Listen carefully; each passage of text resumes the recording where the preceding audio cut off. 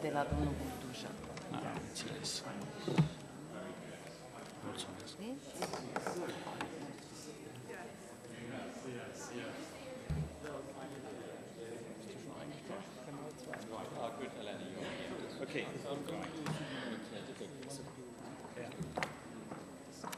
Good morning.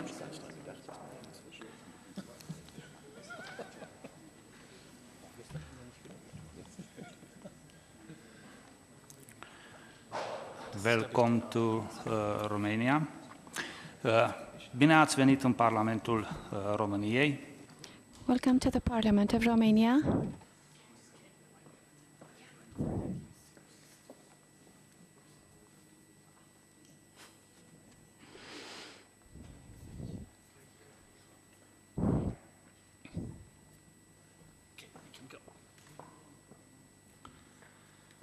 Bine ați venit în Parlamentul Welcome to the României. Parliament of Romania. Suntem foarte onorați We are mostly honored că putem găzdui to această host conferință a this EUFORES EUFORES conference, and trebuie să mulțumesc I must thank Mr. Youngais for this opportunity and for being joining us and supporting us.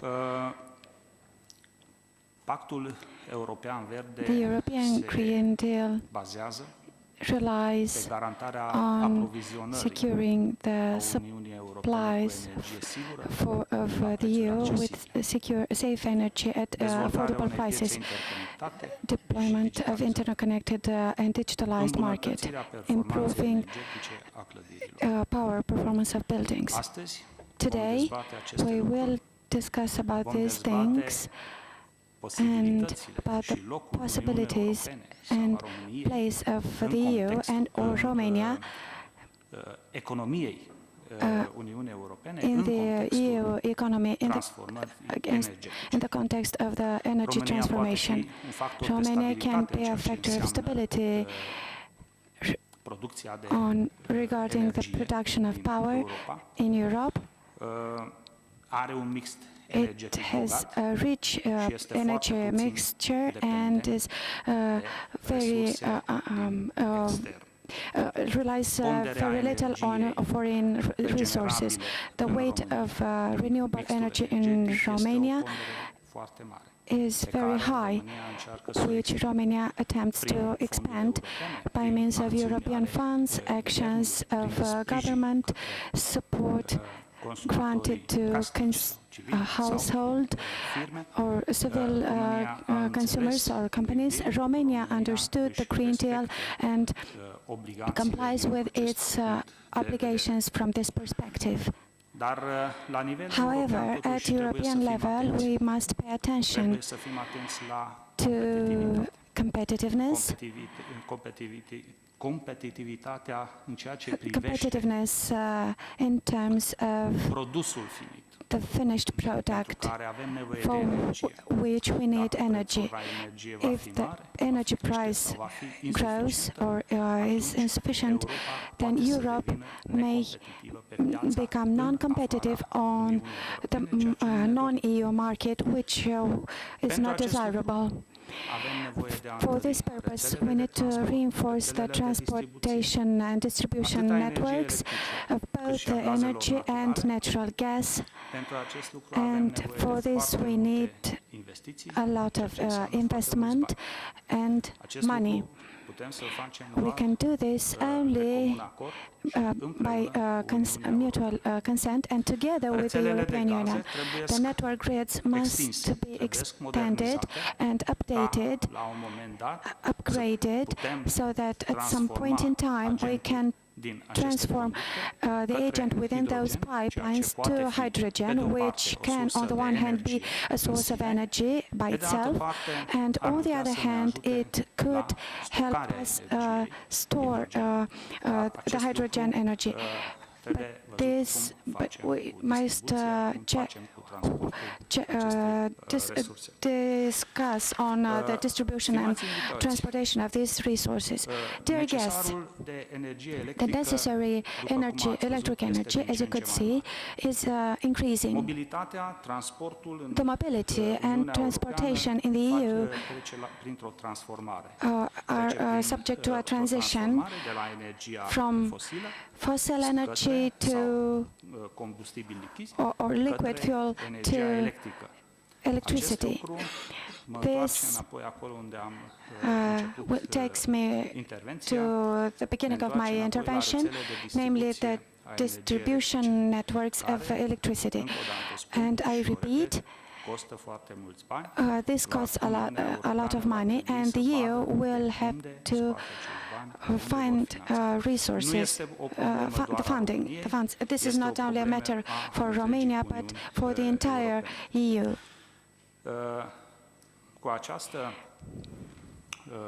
In my intervention, I wanted to launch a sort of debate amongst the attendees and the upcoming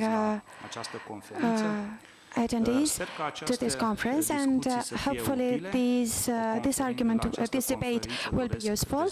I expect efficient debates today, and the people who were not registered as speakers at this conference, please ask questions to the people present in the room when they have the opportunity, because they might receive proper answers. And with this, I will conclude, and thank you for your attendance. I will not say names separately. Thank you for joining us today. And I will now give the floor to Mr. Secretary General of EUFORES, Mr. Jan Gais. So thanks a lot, Sándor Bende. For those who don't know me and us, I'm Jan Gais, Secretary General of EUFORES, and EUFORES is the network of members of European Parliament and of the EU27 national parliaments promoting renewable energy and energy efficiency. So I'm the Secretary General. I'm just, as I always say, the humble servant to work on the networking, but my bosses in European Parliament are those negotiating in European Parliament about the Renewables Directive, the Green Deal, Energy Efficiency Directive, and so on. First of all, let me thank you, Sándor Bende, Chairman, first of all, and also his fantastic team to help us to be back again here in this hall. We've been here a few years ago. I think it's the third workshop that we do here. And it's a big honor for us to speak to the national parliaments and to organize these workshops. And by the way, we're doing this all over Europe. We're touring all national parliaments. And the main intention is not to teach you from Brussels what is the truth, but we're rather here to learn from you what is your situation, what are your problems, what are your solutions, good experience where things could move forward. And the idea today is to discuss with you how the Green Deal could be a vehicle as a growth principle to strengthen the Romanian and the European economy, and in the same time to push the energy transition forward, because we all know there are good reasons to do it. There is climate change imminent, we have an energy crisis, we have energy import dependence, and I don't have to tell you about the situation in Ukraine. So I think there's many, many good reasons to discuss and also to see how you work on that. Just to let you know, we are also doing this in the framework of European Commission funded programs and projects, and one is called the Energy Efficiency Watch. So we have an expert from the project here also to help us to discuss the efficiency part. And yeah, I don't want to go too much into details myself because this is today about you. This is about your experience. And also I'm happy to have Iiro Ailio from the European Commission here to give us a real deep update about what's going on in Brussels, what is coming, what is legislation doing. We also have Giles Dixon from Wind Europe here. to give us an update what's going on in the wind sector and a perspective on the situation in Romania. But now I would like to give the floor. I don't know, Minister Buduja is not here, right? I'm not seeing, he's not here. Christina, is he coming? Do you have an update? Sorry.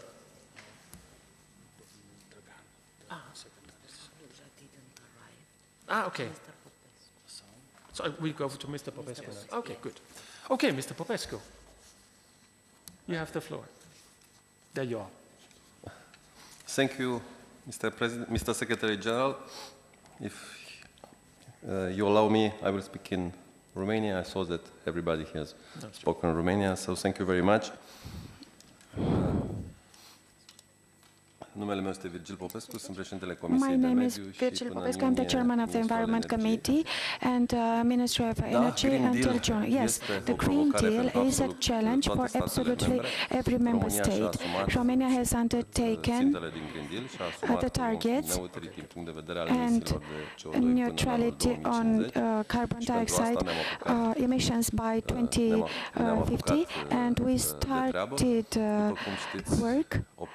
As you well know, a part of the Romanian energy mixture is composed of nuclear energy, and we consider that basically decarbonation without nuclear energy is not possible. So Romania will invest in nuclear energy, namely the construction of 2 new reactors, units 3 and 4 in Cernavoda, and the construction of a modular reactor in SMR technology in Doicești of 472 megawatts, a total of 1,400 megawatts in surplus, with meaning a lot more compared to the current source. We have taken a decarbonization target by means of the law and the National Plan of Resilience and Reconstruction. Basically, since as of 2032, we'll no longer have electricity based on charcoal in Romania, which is an ambitious plan to restructure the Oltenia energy complex compound and a plan of reduction and regression and security of charcoal in Giului Valley, so that those areas may in stages pass to other activities. And Oltenia energy compound since 2026-27 may be able to operate and have renewable energy, meaning around 640 megawatts of photovoltaic energy and energy produced of natural gas and reserves with a capacity based on charcoal if the market still requests it by 2032. More, on top of this, we have ambitious targets for renewable energy. The initial target based on the national plan was 32% as a quota of renewable energy, then 36.4% through the National Resilience and Reconstruction Plan, and rediscussion of the target last year, but I believe we can reach 40% by 2027. We've made lots of investments and ongoing project goals, more than 5.8 billion euros projects that were launched and in different stages through the modernization plan. And Romania is one of the 11 states benefiting from the upgrading fund, meaning a green certificate envelope of 200 million thousand, average price of the carbon dioxide certificate. ticket, and 60 to 70 euros, meaning 12 to 14 billion euros available to invest in renewable energy. And here we talk about photovoltaic, we talk about wind energy, and of course we talk also about reinforcing the networks of distribution and of transportation of electricity, because we must prepare the distribution network, the transportation network, in order to be able to take over as much renewable energy as possible, and also the storage capacities. And I'm sure that when my colleague will arrive, he will tell you a lot of things about the ongoing projects of the Ministry of Energy. Renewable energy involve big storage capacity in order to obtain an energy package, a good package of renewable energy. Apart from the 5.1 billion, which are already in various stages of the projects, we talk about other 3 billion different contracts which the Ministry of Energy currently discusses and implements, including in the National Plan of Reconstruction and Resilience. That's why I was telling you that that target of 40%, the potential target, as we considered it last year, should be reached. Romania is willing to be leader in the area in the production of electricity, and Romania has a target of energy independence, both as electricity and natural gas, even if natural gas is not the purpose of this meeting, since it is a transition fuel useful in order to wave to coal.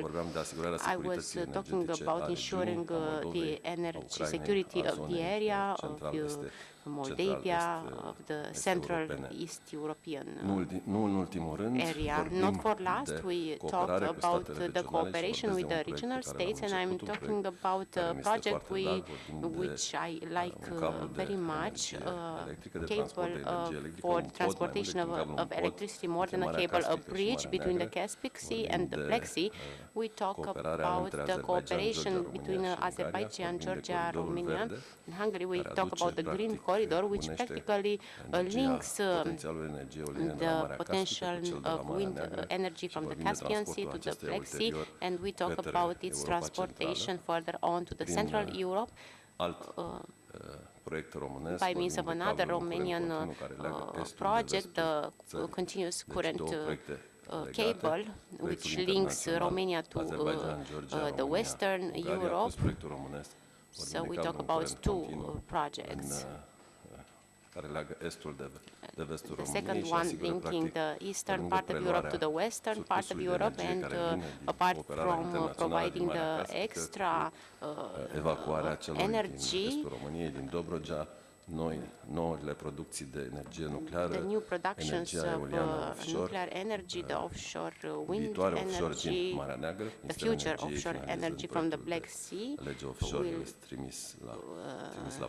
the offshore draft is sent for approval currently, and we consider it's necessary to diversify this transportation line. Practically, this would be the directions towards Romania moves: renewable energy, nuclear energy, waving to coal, but using natural gas as a transition fuel. Maybe you wonder why gas. Romania is the second biggest producer of gas from the European Union, and after discovering the gas from the Black Sea, probably will become the first natural gas producer. So we rely on our natural resources so that we may be able to make a transition and to reach the set targets.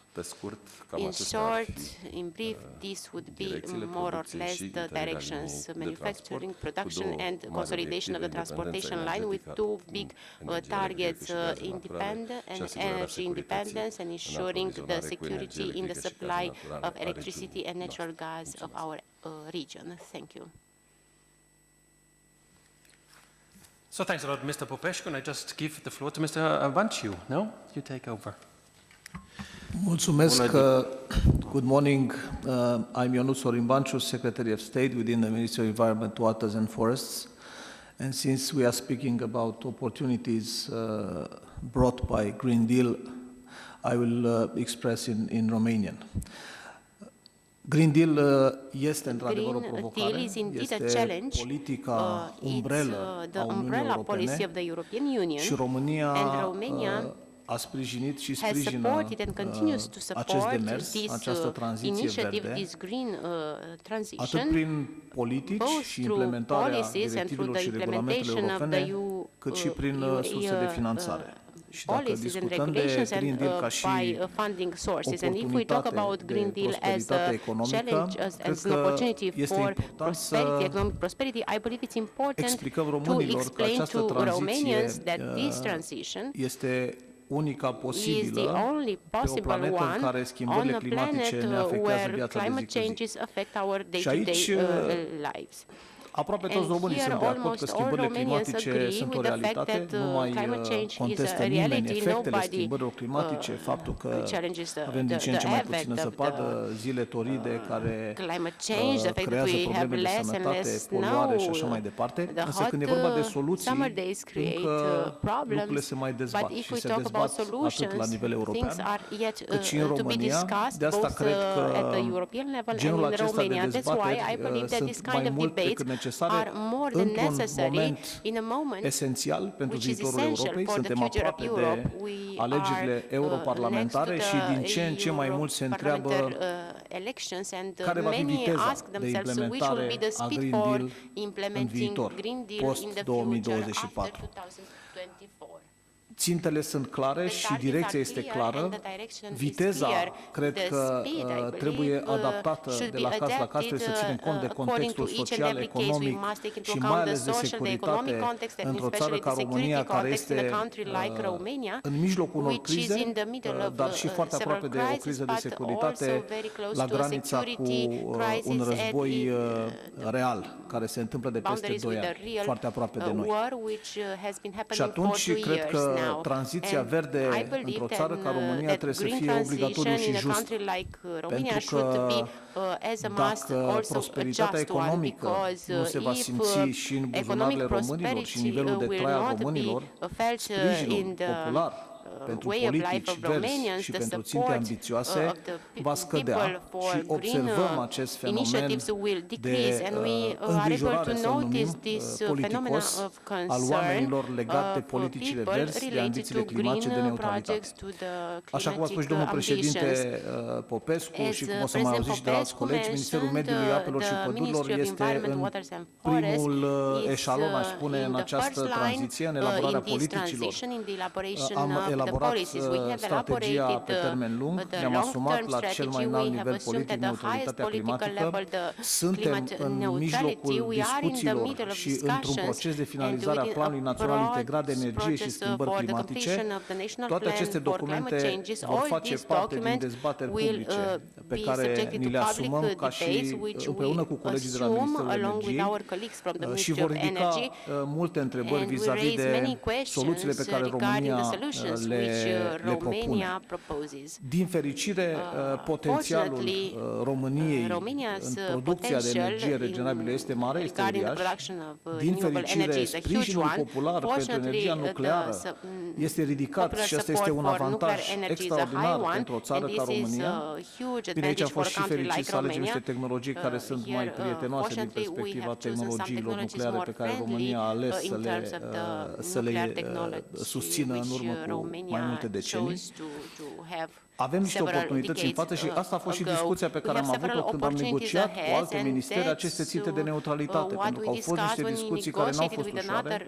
Discutăm nu doar de energie, ci și de transporturi, de încălzire rezidențială, sectoare în care emisiile de gaze cu efect de seră încă cresc, sectoare în care foarte curând va trebui să aducem o taxare suplimentară a carbonului care nu va fi populară deloc și pentru toate astea avem însă, din fericire, mecanisme de compensare a acestor efecte asupra oamenilor. Avem fondul de tranziție justă care se va duce în regiunile intensive din perspectiva producției de energie, fie din cărbune, fie industrii care folosesc foarte multă energie. Am negociat la nivel european Fondul Social de Acțiuni Climatice, care a fost la un moment dat în riscul de a nu exista și suntem bucuroși că România va avea aproape 6 miliarde de euro în acest Fond Social de Acțiuni Climatice, care va compensa, practic, efortul pe care oamenii simpli vor trebui să-l susțină în această tranziție energetică. Avem surse de finanțare record, numai în PNRR, Fondul de Coeziune, sunt 15-16 miliarde de euro la dispoziție pentru această tranziție energetică, prin administrația Fondului de Mediu, care este un instrument la dispoziția Ministerului Mediului și care se adresează în primul rând comunităților și oamenilor. Avem un buget de în jur de 2 miliarde de euro din valorificarea certificatelor de dioxid de carbon pentru a le reîntoarce în gospodăriile oamenilor pentru panouri fotovoltaice, eficiență energetică și așa mai departe. Deci suntem într-un moment în care este obligatoriu să punem accentul pe oportunități, pe prosperitatea economică care trebuie să se simtă atât în industriile care vor trebui să facă acest efort, dar și în buzunarele românilor, pentru că suntem într-adevăr și vom fi în curând primul producător de gaze naturale, avem un mix energetic echilibrat, însă toate astea trebuie să ajungă până la urmă ca și beneficii în economie și în standardul de viață al românilor. Așa că vă mulțumesc pentru oportunitatea de a fi prezent astăzi aici. Ministerul Mediului, Apelor și Pădurilor va continua alături de colegii de la energie, dar și din alte ministere, munca pe acest plan național integrat de energie și schimbări climatice și cred că avem obligația morală să comunicăm mai mult, mai des și mai simplu pe înțelesul oamenilor aceste beneficii ale tranziției climatice, pentru că suntem într-un moment critic în care, dacă Europa nu va mai fi verde, riscă să nu mai fie deloc. Vă mulțumesc foarte mult. Thank you very much. Thanks a lot, Mr. Banciu. That's very interesting, really indeed. And I would like to invite now Iro Ailio to present to us what is the big idea of the Green Deal, what are the details, and what's the latest state of coming from Brussels. So, Iro, please take the floor.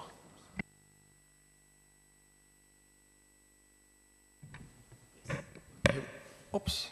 Yes, it works. It works. Very good. Thank you, Dr. Geis, and thank you, EUFORES, ministers and deputies here in the room. This is really a special occasion to be having the possibility to talk to such an audience. So, when I walked here, I saw quite a few taxis in front of the Parliament building, and that kind of got me to the atmosphere that I had yesterday in Brussels when I was trying to find a way to get to the airport. We had the tractors all over the place. The farmers were spreading cow manure on the streets, and you had on the other side the police trying to sort of reduce damage to the buildings and to the pockets of the taxpayers actually. So the reason here was, of course, that the farmers were unhappy about some of the environmental legislation, some of the agricultural policies that are done in Brussels together.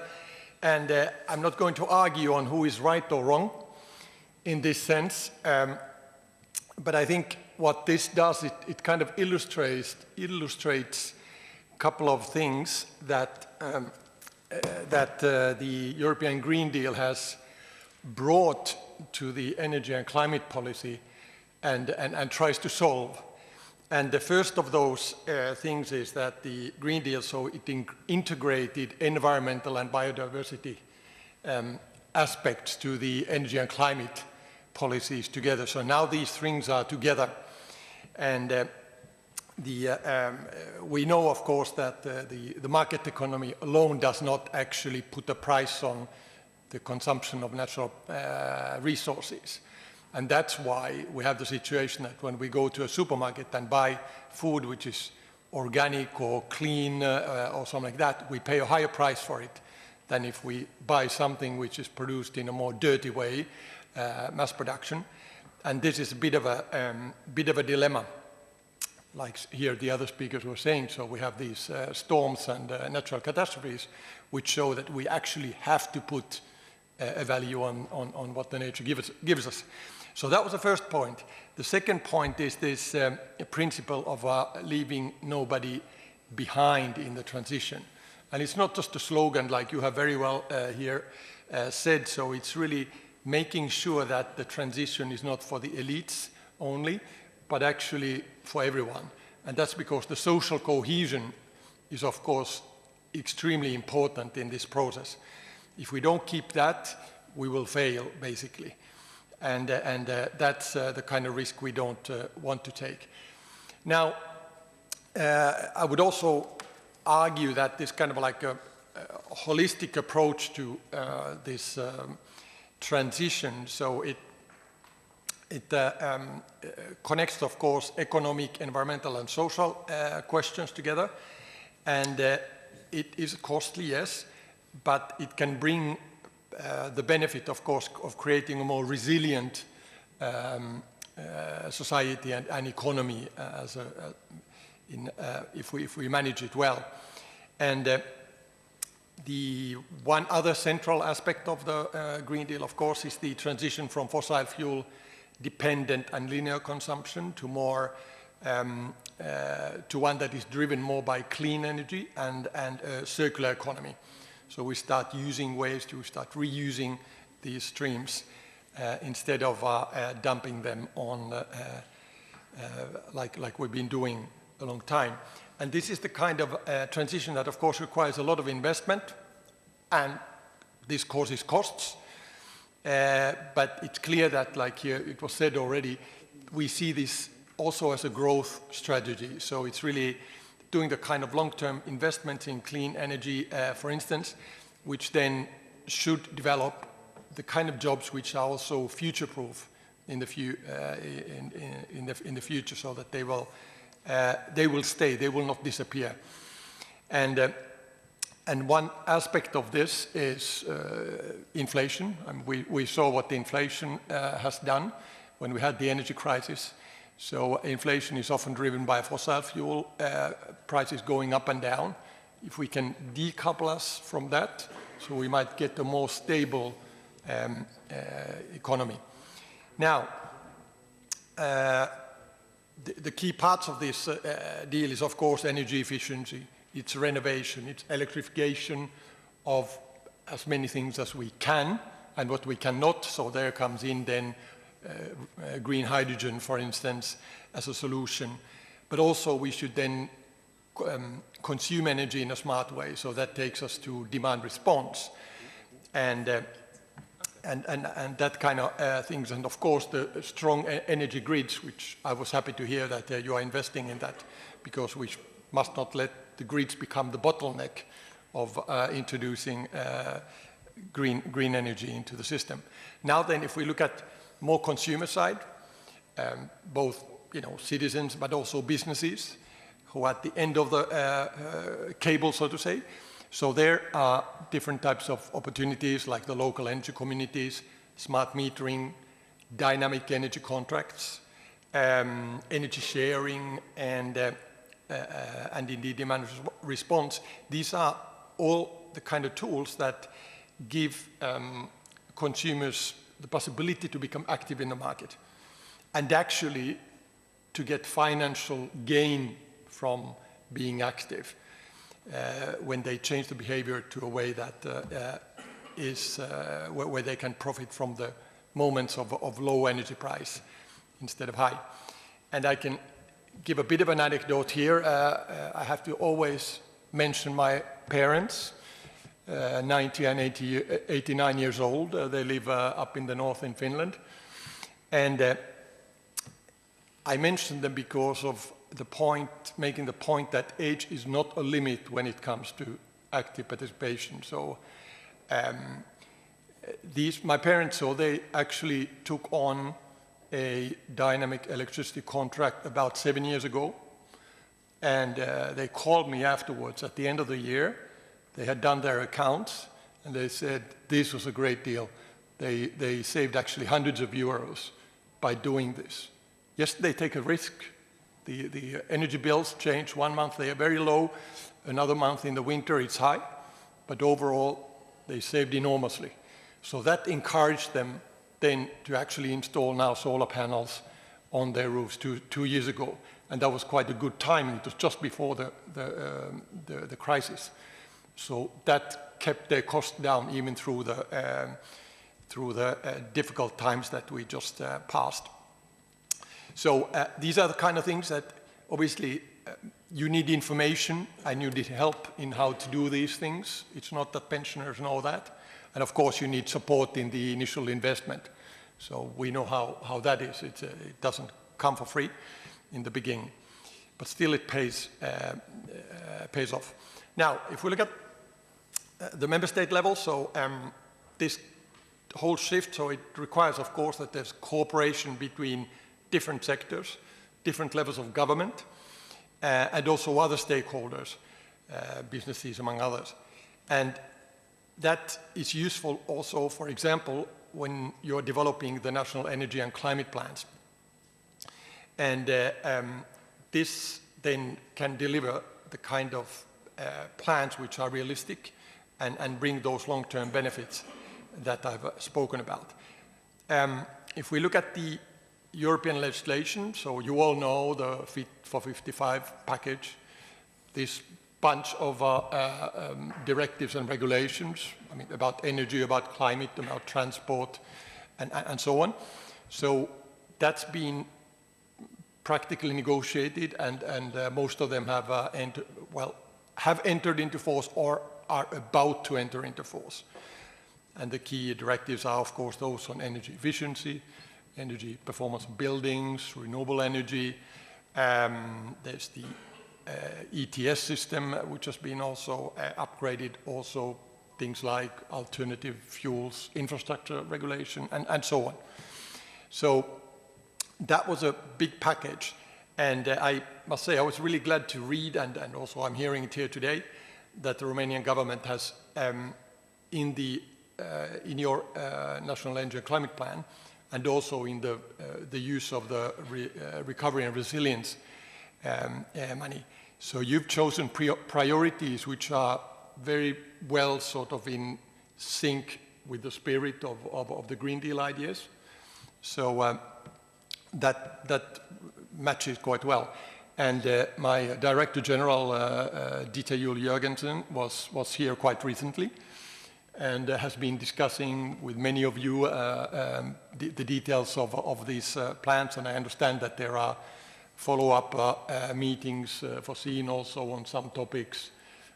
There are some issues with retail market pricing and some others on a bit on how to deploy even more renewable energy, but I understand that this is going well, and that's good. The Russian war was here, of course, mentioned, and it's clear that this brought the energy security onto the top level of priorities in a very sort of brutal way. And that led to this REPowerEU package and the crisis measures, which were very quickly put in place. And also Romania handled well this situation of maintaining the energy security of the country. And I think you're also well placed because you have a very rich, broad energy mix. And you have opportunities both in the renewable, but also then in transition fuels, like has been mentioned. Also nuclear, I think, was mentioned here as well. So you have a lot to play with, so to say. And this makes you also a bit of like a provider of energy security, not just for Romania, but also the wider region. And that's important. Now, today we are fortunately no longer in that energy crisis. So what we are doing now, we are focusing more next on the implementation of this legislation that I have just mentioned at the European level. And there are some key issues there, like making the faster permitting a reality simplifying investment procedures, and then, of course, working on this strategic autonomy that is key for manufacturing and for making sure that we have access to those key technologies for the transition. The Commission also published very recently the Wind Energy Action Plan, and also the orientations on the grids, and those are the kind of key elements of making things work. And now this brings me to the point of investment. So we don't have to consider, the price of inaction, which is there, but even if we look at like the future and the expenses that go into that, so it is of course about the strategic investments for a better future, and we believe that when we redirect these funds towards clean energy technologies, so we can, of course, improve the energy security, that's clear, but also, boost economic growth and jobs in the right kind of sectors that will live on later on. And there's also a health aspect. I used to earlier started my energy policy work on coal and oil issues, so it was a good start, and but also made me know very well about what are the health impacts of those energies. And we know that coal kills more people than any other energy source. So what you do in greening has a benefit in your health budgets afterwards. And then there's the investor viewpoint that, okay, today, renewable energy is the cheapest energy of all forms, so it's kind of difficult to not win in investing it. I mean, that's a kind of simple economist logic. Okay, it's maybe good to mention here the Green Deal Industrial Plan. That's the part that works on the economic aspects, and I was supposed to talk about the economy, I remember. This plan works on improving the competitiveness of European net zero industry, and it does it in different ways of scaling up, the manufacturing capacity, and there are different actions on that. I mean, you all know the Net Zero Industry Act. This is an important piece of work which is now being finalized, and there the focus is exactly on making more of this technology in Europe instead of importing all of it. And we've set a benchmark of 40% of such manufacturing capacity in Europe by 2030. And obviously we want to avoid being dependent on any single major supplier. And how can we reach that? Well, it's about scaling our own tech industry. And then, of course, those issues that I mentioned, permitting, support for innovation, and also skills. And there we want to also leverage public demand through various resilience criteria in things like renewable auctions and also procurement. Second point is the Critical Raw Materials Act, and there the focus is on ensuring access to these materials like rare earths. And the challenge is not just actually getting those materials, it's also knowing how to refine them for better use. We know today it's China. China does 90 or 95% of all that refining. That's not a very healthy situation. I think we need to do something about that. As a third point, I would mention electricity market design. This, sets the rules of the electricity market. It's been recently finalized to work on that. Some novelties were put in there. For instance, make it easier to have longer-term contracting and help sort of consumers benefit from these lowering prices of renewable energy. It was not always the case so easily there. So now we're working on that part. And this was then also accompanied by similar legislation on gas and hydrogen markets. Well, all of this obviously requires a lot of financial support. And that's why I was listening when Mr. Dutch was mentioning the funding mechanisms and which are there to support member states' work on this. So there were, cohesion funds, recovery fund, modernization fund, there's InvestEU and many others which are available for the member states. Then if we look at the local level, municipalities, regions, so then you have, for instance, the ELENA instrument, you have EU City Facility, and those are really looking at sort of how to make this transition easier at the level of our municipalities. Then, again, to keep that social cohesion, there's the Just Transition Fund, indeed. There's also the Social Climate Fund, which is coming soon into operation. That work is underway currently, fixing the final details on how it will work. And this will be good also in the sense that it's the first fund that will actually work also on energy poverty. That hasn't, such things have not existed so far. And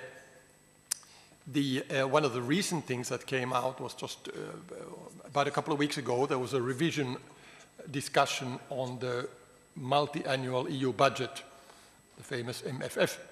And in that context, there is one aspect called the Strategic Technologies for Europe platform. We talk about STEP platform. So that's a novelty. This will then promote the companies' long-term competitiveness on these critical technologies, and it will give certain new flexibilities and incentives also for using of cohesion funds and recovery funds for this work. Now, it's obvious, Romania, you have a lot of experience in using these funds. We've heard examples here. And you know those numbers that you're doing much better than me, but when I was preparing for this, I was really impressed when I saw this a sentence in some background document telling that the modernization fund, so the close to 5 billion euros that you've had disbursed from this fund last year, so it actually makes up more or less the half of all the money for the other member states, including the other member states. So, and this is going to energy. So I noticed that you are really using very well this source. Now, this means also you have to absorb a lot of money, so that this works effectively. So you have to work on, obviously, on the governance structures, and one important driver is, of course, market-driven energy pricing, and there I think there's little work to do still, but there are other things like skilling the staff, and also what I would call vertical integration. So that's a cooperation between, central, regional, and local government. So these are the things that help in the absorption rate. And whenever I'm talking about energy, so I always have to talk about the need to train staff also in city administrations. And that's for things like green procurement and permitting and stakeholder engagement and that kind of things. And I'm saying this because I know that at the end, cities are where these buildings are renovated or the solar panels are installed, or district heating system is modernized there, waste management upgraded, and all these things, they happen at the local level. So we have, at EU level, we have the instruments like the technical support instrument, which has often been used for central governments, but not that many countries have used it at local level. But I would very much sort of encourage you to do that. And I know you have already experience on this, this instrument, so it's really good to give those skills to make things happen in practice. And then, when we're speaking about cities, so I want to always advertise the voluntary cooperation initiatives, such as the Covenant of Mayors for Climate and Energy. This is the world's largest initiative of cities working together in a way that they commit to advancing or even exceeding, actually, the EU goals on climate and energy. And they are getting support in doing it in a planned and scientific manner. They get expert support and then also cooperate with other cities worldwide. We are talking about 12,000, 13,000 cities, so it's quite a big thing.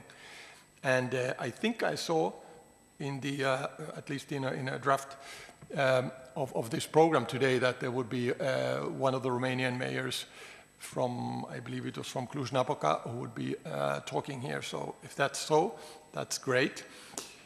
He's one of our covenant signatories. And now we have also other such initiatives like the Climate Neutral Cities Mission, the Smart Cities Marketplace. The latter is helping with access to finance and that kind of things. And the last point I want to mention is affordability of energy.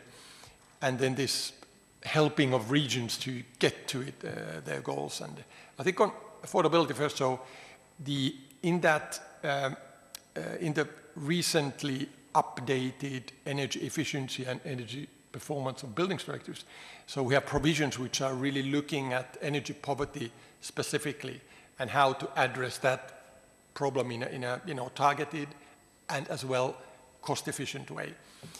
That's something to have a look at. And often these measures are super simple. I mean, they're about energy advice, helping with cheap house renovation, also through citizens' energy communities. And these are the ways to bring down the price of energy and act actually on the root causes of energy poverty, not just the symptoms. And when it comes to just transition, it was mentioned here, the Just Transition Fund already. Before that, we started at DG Energy the Coal Regions in Transition Initiative, and back in 2017, I think it was. And I know that there are several Romanian regions which are participating in this, so that's really good. And now the Just Transition Mechanism and Fund, so they're taking this to another level, enlarging the sort of number of regions and communities that can benefit for it. So again, I'm counting on that you are using well those opportunities.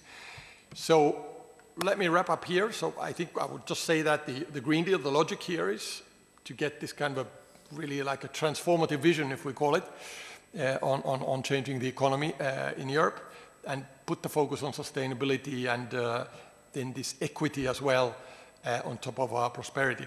So like somebody said here, it's not easy to implement the Green Deal, but I sort of personally at least feel that it's worthwhile to give it a good try. Thank you very much. So thanks a lot, Ariel. Could you switch off the micro? Thank you. Thanks a lot for this overview, which is intense about a complex package. And now I would like to hand over to Mr. Dragan from the Energy Ministry about an update. I think the Minister is probably on his way. He's still coming. But Mr. Dragan, you give us already an update on the situation. Welcome. Bună dimineața, welcome. Îmi face o deosebită plăcere să fiu astăzi aici, să pot să transmit câteva dintre opiniile și preocupările Ministrului Energiei și ale Ministerului. Scuzele de rigoare au avut o întâlnire cu domnul prim-ministru în această dimineață și probabil că va ajunge, sperăm ca această întâlnire să se termine. Lucrurile au fost destul de bine punctate de domnul președinte Popescu, President Popescu, by my colleague Mr. Banciu, State Secretary from the Ministry of Environment. It is clear we have a target, 2050, climate neutrality. We have a long-term strategy, which is currently under final approval. Currently, we have a national integrated plan of energy and climate changes at the level of the year 2030, and we have had the first public debates on this topic. We have received the first observations from the European Europe. We work on them, we integrate them along with our advisors, with our colleagues from the Ministry of Environment and with the colleagues from the other ministries involved in this activity. Tranziție, așa cum a fost precizat, de reducerea emisiilor de CO2 pentru a atinge neutralitatea climatică la nivelul anului 2050. Este foarte clar că dacă ne uităm la actualul mix energetic al României, vedem că este echilibrat, așa cum a fost menționat mai devreme, dar totodată pot spune că aproximativ 70% din energia care se produce astăzi în România este fără emisii de CO2. Ea provine din surse hidro, regenerabile. Desigur, avem from nuclear sources. Of course, we have the decarbonization topic as presented by Mr. Popescu, by means of which in 2030 we won't have any longer production from fossil sources, and in further on we will have that rehabilitation in terms of ecological aspects. We support three technologies of production, the renewable technologies, all the technologies, solar, wind, hydro, because it is still potential which may be evaluated in terms of, from the commercial point of view, it's big availability here, and of course all the other technologies, biomass, biogas, and not for last, ne îndreptăm către partea de hidrogen. Go towards the hydrogen. If we refer to the renewable part, I would just want to say that currently we have over 1.1 gigawatts installed at the consumers. This happened due to only one single implementation in December 2021 of possibility for these prosumers to benefit from quantitative and financial compensation. Avem semnate contracte în acest moment prin asigurându-ți de finanțarea din Planul Național de Redresare și Reziliență de aproximativ 1,7 gigawatts, majoritatea tehnologie solară și tehnologie eoliană, unele dintre aceste capacități includ și stocarea, și avem în desfășurare în acest moment apeluri de proiecte de aproximativ 1 miliard pe surse regenerabile de toate tehnologiile. Mă refer aici la un apel pentru autoritățile locale, authorities and to a call to the companies acting in the agricultural field, and yet another 1 billion euro which will be launched in the second term of this year, divided into 500 million for prosumers, for self-consumers, and in 500 million euros for independent producers. Moreover, we have the CAT scheme in which the first tender will occur during this year. It aims during this year 2 gigawatts renewable installation, 1 gigawatt ambele onshore, urmând ca în anul 2025 să fie a doua licitație CFD, prin care urmărim o țintă de 3 gigawatts, 1,5 gigawatts în capacități fotovoltaice și 1,5 gigawatts în capacități eoliene. Trebuie să avem în vedere că legea offshore se află în Parlament și sperăm ca până în această vară să fie adoptată. Ea având un target ca la nivelul anului 2030 să avem aproximativ by 2030 about 3 gigawatts in this offshore technology. Și aici aș vrea să mai mă refer puțin, dacă am vorbit de partea de regenerabile, foarte important este în acest moment întărirea rețelei. Pentru întărirea acestei rețele sunt contracte semnate în implementare sau în analiză de 1,3 miliarde de euro la nivelul societăților de distribuție și 500 de milioane de euro la nivelul Transelectricii. Sunt contracte semnate million euros at Transelectrica. These are contracts under implementation. I wish companies to achieve these companies. Everything will be based on key indicators to accept new capacities in the networks resulted from these investments that have been funded by means of such projects. If we refer to the second technologies which we support, to the nuclear part, and here we have two important things. We have the continuation of the project 34 from Cernavodă, nuclear technology, and those two operational units are extremely feasible worldwide, and we have another technology of small modular reactors, by means of which Romania wants to position itself as one of the first or the first users of this technology at the European level. These are for the long run, in 2030, 2031 to be operational. And a second pillar for the production, because it's important for us to provide the balancing of the capacity from sources, either storing in batteries or hydro, is the gas. The gas we have inside, and we regard this as a transition fuel that allows us to make this transition. În perioada următoare.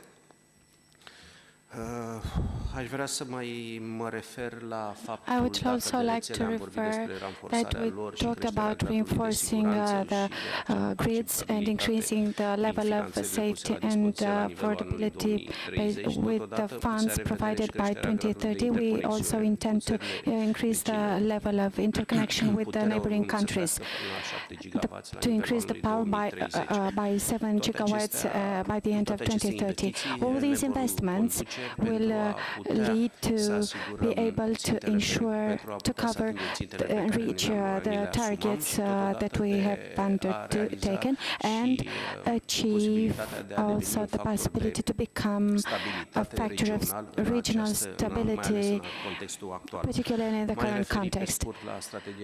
Shortly, the hydrogen strategy, subject to debate, and in the future it will be adopted by the Executive Committee, and two key aspects related to consumption, the demands and response, which was enforced in the primary legislation, also the dynamic prices for the consumers, also enforced based on the primary and secondary law by the NERA colleagues.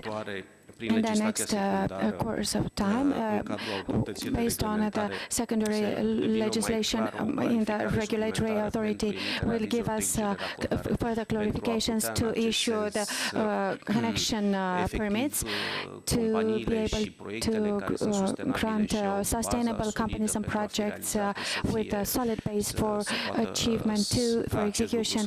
So to make this possible, so they have access to the network.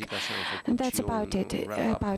This was a wrap-up of what we do at the Ministry of Energy. I would not like to repeat the comments of my previous speakers. I'm convinced that the 10 gigawatts target that we have set up for 2030 will be reached by the end of this year. I trust we'll have between 3 to 4 gigawatts new capacities in operation, plus the 1.5 gigawatts from prosumers since December 2021. Best of luck. So, thanks a lot. The minister is still on his way for sure, and I would like to say we move now into the second session. After the big picture of the Green Deal, a horizontal view on the situation, we would like to focus now on the two different pillars, as we call them, the renewables and the efficiency part. So this session is now about the role of renewables, more in detail. And it's my big honor to invite Martin Moise, the first Vice President of Patres, to give us an update, his perspective on the question, is Romania on track for 2030 and beyond? And yeah, what your experience is. Martin, welcome. Good to see you again. Thanks a lot, Secretary General Jan Geis. Thank you also, Mr. Chairman of the Committee for Industries and Services, Mr. Bende, for inviting us here. It's a great honor to be the second time in the Parliament at EUFORES workshop, and to give you a little bit of our insight from the industry, how we see this energy transition and what, let's say, impact it has on the ground floor. Am să trec la limba română. I'll switch to Romanian. Întrebarea dacă România este în grafic, să spunem, pentru 2030 și mai departe, e o întrebare care are multiple răspunsuri. În primul și în primul rând trebuie spus că da, România este în grafic și România cu siguranță va depăși acele ținte. Discuția poate mult mai importantă decât o țintă sau decât o cifră sau decât un procent sau o serie de date este care este acea țintă, ce ne dorim de fapt din această țintă, ne dorim să bifăm într-un Excel o valoare sau ne dorim să facem o reformă profundă a societății și a economiei românești. Aș dori să prezint mai degrabă perspectiva oamenilor, perspectiva industriei în ceea ce privește tranziția energetică. După cum s-a menționat de mai mulți antevorbitori, în societatea românească, în ultimii 3 ani de zile, s-a întâmplat un fenomen absolut spectaculos. Dacă până acum 3 ani conceptul de energie o reprezenta acea centrală de la marginea orașului sau acele eoliene pe câmpuri în Dobrogea sau acel parc solar de mare dimensiuni situat în afara orașului, eventual acel CEC, outside Bukarest or some towers, which were the symbol of pollution. Meanwhile, energia a intrat în casa the energy oamenilor entered the și nu households, timid, ci and not extraordinar shyly, de but accelerat. Bineînțeles că very această quickly. criză energetică This suprapusă cu energy războiul din crisis Ucraina a plus avut the un rol war in the foarte Ukraine important. had a key Din punctul role. nostru de vedere, această From criză our încă nu s-a perspective, the terminat și crisis continuă și is va avea efecte is pe not termen over lung. and will have long-term Dar effects. partea bună a But acestei the good crize este că a făcut side ca of cetățeanul de rând this is that it în made România, the dar și în ordinary alte țări ale Romanian Uniunii Europene and să other fie mult mai citizens to be conștient de more aware problema energiei, of the de energy issue necesitatea and ei its și de necessity utilitatea energiei and verzi, dar și de utility of the prețul ei green redus. energy and its low Acești price. 1,5 gigawatts care s-au pus în 1.5 funcțiune în zona gigawatts prosumatorilor în set ultimii into 3 ani de zile operation pentru a avea o by the perspectivă prosumers corectă, to have reprezintă a o fair capacitate instalată perspective. mai It means mare an decât toate installed capacity investițiile care s-au exceeding făcut în all the tehnologia investments solară made în in primul solar val de technology investiții, in the first care s-a wave terminat of investments abrupt, din that păcate, în ended anul up 2013. abruptly in 2013. Vorbim deja de 100.000 de We cetățeni refer to care au făcut 100 acest citizens pas și that de o took serie this întreagă step de and a societăți. full 100.000 de range of cetățeni care companies, în viitor 100 vor citizens contribui that și mai will departe la contribute in the tranziția future energetică, to pentru the că următorul lor pas va energy fi să transition, because instaleze the o next pompă de step is to căldură. install Probabil următoarea a mașină, heating când pump îi vine rândul să fie and schimbată, va fi fie buy electrică, an fie electric hibrid. vehicle or Și hybrid acești vehicle. 100.000, So dacă these nu începem 100 să-i limităm așa people, cum se unless we discută start to în restrict anumite them as cercuri, în câțiva ani se vor debated in face certain circles, 200.000, will 300.000, become 200, 400.000, 300, 500, și ei vor fi forța 400,000 and will be ce the va sta în power spatele tranziției energetice. for the Iată cum energy nu mai transition. discutăm So doar we- despre This is no longer partea about negativă, să spunem, negative costul acestei side, the cost tranziții. of the transition. Și ne uităm și But we la also beneficiul pe examine care îl the, aduce. Noi de its foarte mulți benefits. ani de zile spunem că For many tranziția years, we've energetică said este that pentru energy România, de transition fapt, o mega is for Romania a mega oportunitate opportunity, și nu ar trebui să privim and acest we should subiect not ca o consider temă this impusă item de as a topic birocrați de la imposed by Bruxelles Brussels și cu bureaucrats niște ținte pe and care ar with trebui să ni le targets asumăm that we și să ne should facem take temele and ca la școală. do Nu our este așa. homework as Cum in spuneam, school. vorbim de o It's mega not that. It is a oportunitate. mega Dacă stăm să ne opportunity. uităm ce If impact we economic focus au on acești the economic impact 1,5 these gigawatts în 1.5 prosumatori, gigawatts discutăm de in aproximativ prosumers, 1 până la 2% we have din PIB-ul 1 României, to 2% care a fost of the Romanian generat în GDP that această has perioadă been de generated aceste throughout in the investiții course of this și time by discutăm these deja de investments, câteva and zeci de mii this de means locuri de muncă bune several dozens care of s-au jobs, creat solid suplimentar în jobs created in economie addition in the economy prin această industrie by means of this care s-a născut la noi industry în țară. that appeared in our Ne dorim country. evident ca lucrurile Obviously, we want să things continue în această to carry direcție. on in this direction. Evident, tranziția And energetică, în schimb, nu poate fi făcută energy doar transition cu may not panouri be fotovoltaice based și only nu on poate fi făcută doar de solar cetățeni. panels and only by Poate un citizens. lucru extrem de Perhaps îmbucurător a care îl vedem very în ultimii good ani thing that we've este seen in faptul că recent și years is autoritățile that publice the locale local au public început authorities să fie have parte also a acestei started to be tranziții, part of this lucru care transition, până acum era which cumva rezervat doar has, autorităților centrale. was Iată first cum, reserved de to exemplu, central orașul meu de authorities. For Baștin, eu example, provin din my origin, Brașov, și-a impus deja un target de a my ajunge primul city of oraș din origin România has set the care să target to atingă be the neutralitatea first climatică. Romanian Este town to primul oraș reach din România climatic care are aproape neutrality. It's the integral first întreg Romanian transportul town în that has comun, almost pe bază fully de the entire autobuze electrice sau common hibrid. transportation Au based on făcut niște hybrid or programe electric ample de buses modernizare with by means of în acest solid aspect. Va fi unul din primele orașe din România care va avea în proprietate un parc and will have fotovoltaic a cărei construcție a început deja de mari dimensiuni, vorbim de 20 de big size, 20 megawatts, și de asemenea va fi primul oraș din România care va avea aproape toate instituțiile de învățământ care nu sunt neapărat în imobile protejate din punct de vedere cultură, deveniți prosumatori. Iată cum și o școală, de exemplu, sau o grădiniță poate spart viața în acest sens la Brașov, în sensul în care organizația noastră a ajutat primăria să facă primul prosumator dintr-o grădiniță. Revenind, iată cum și autoritățile locale încep să fie parte a acestei tranziții, înțeleg beneficiile și încearcă să le fructifice.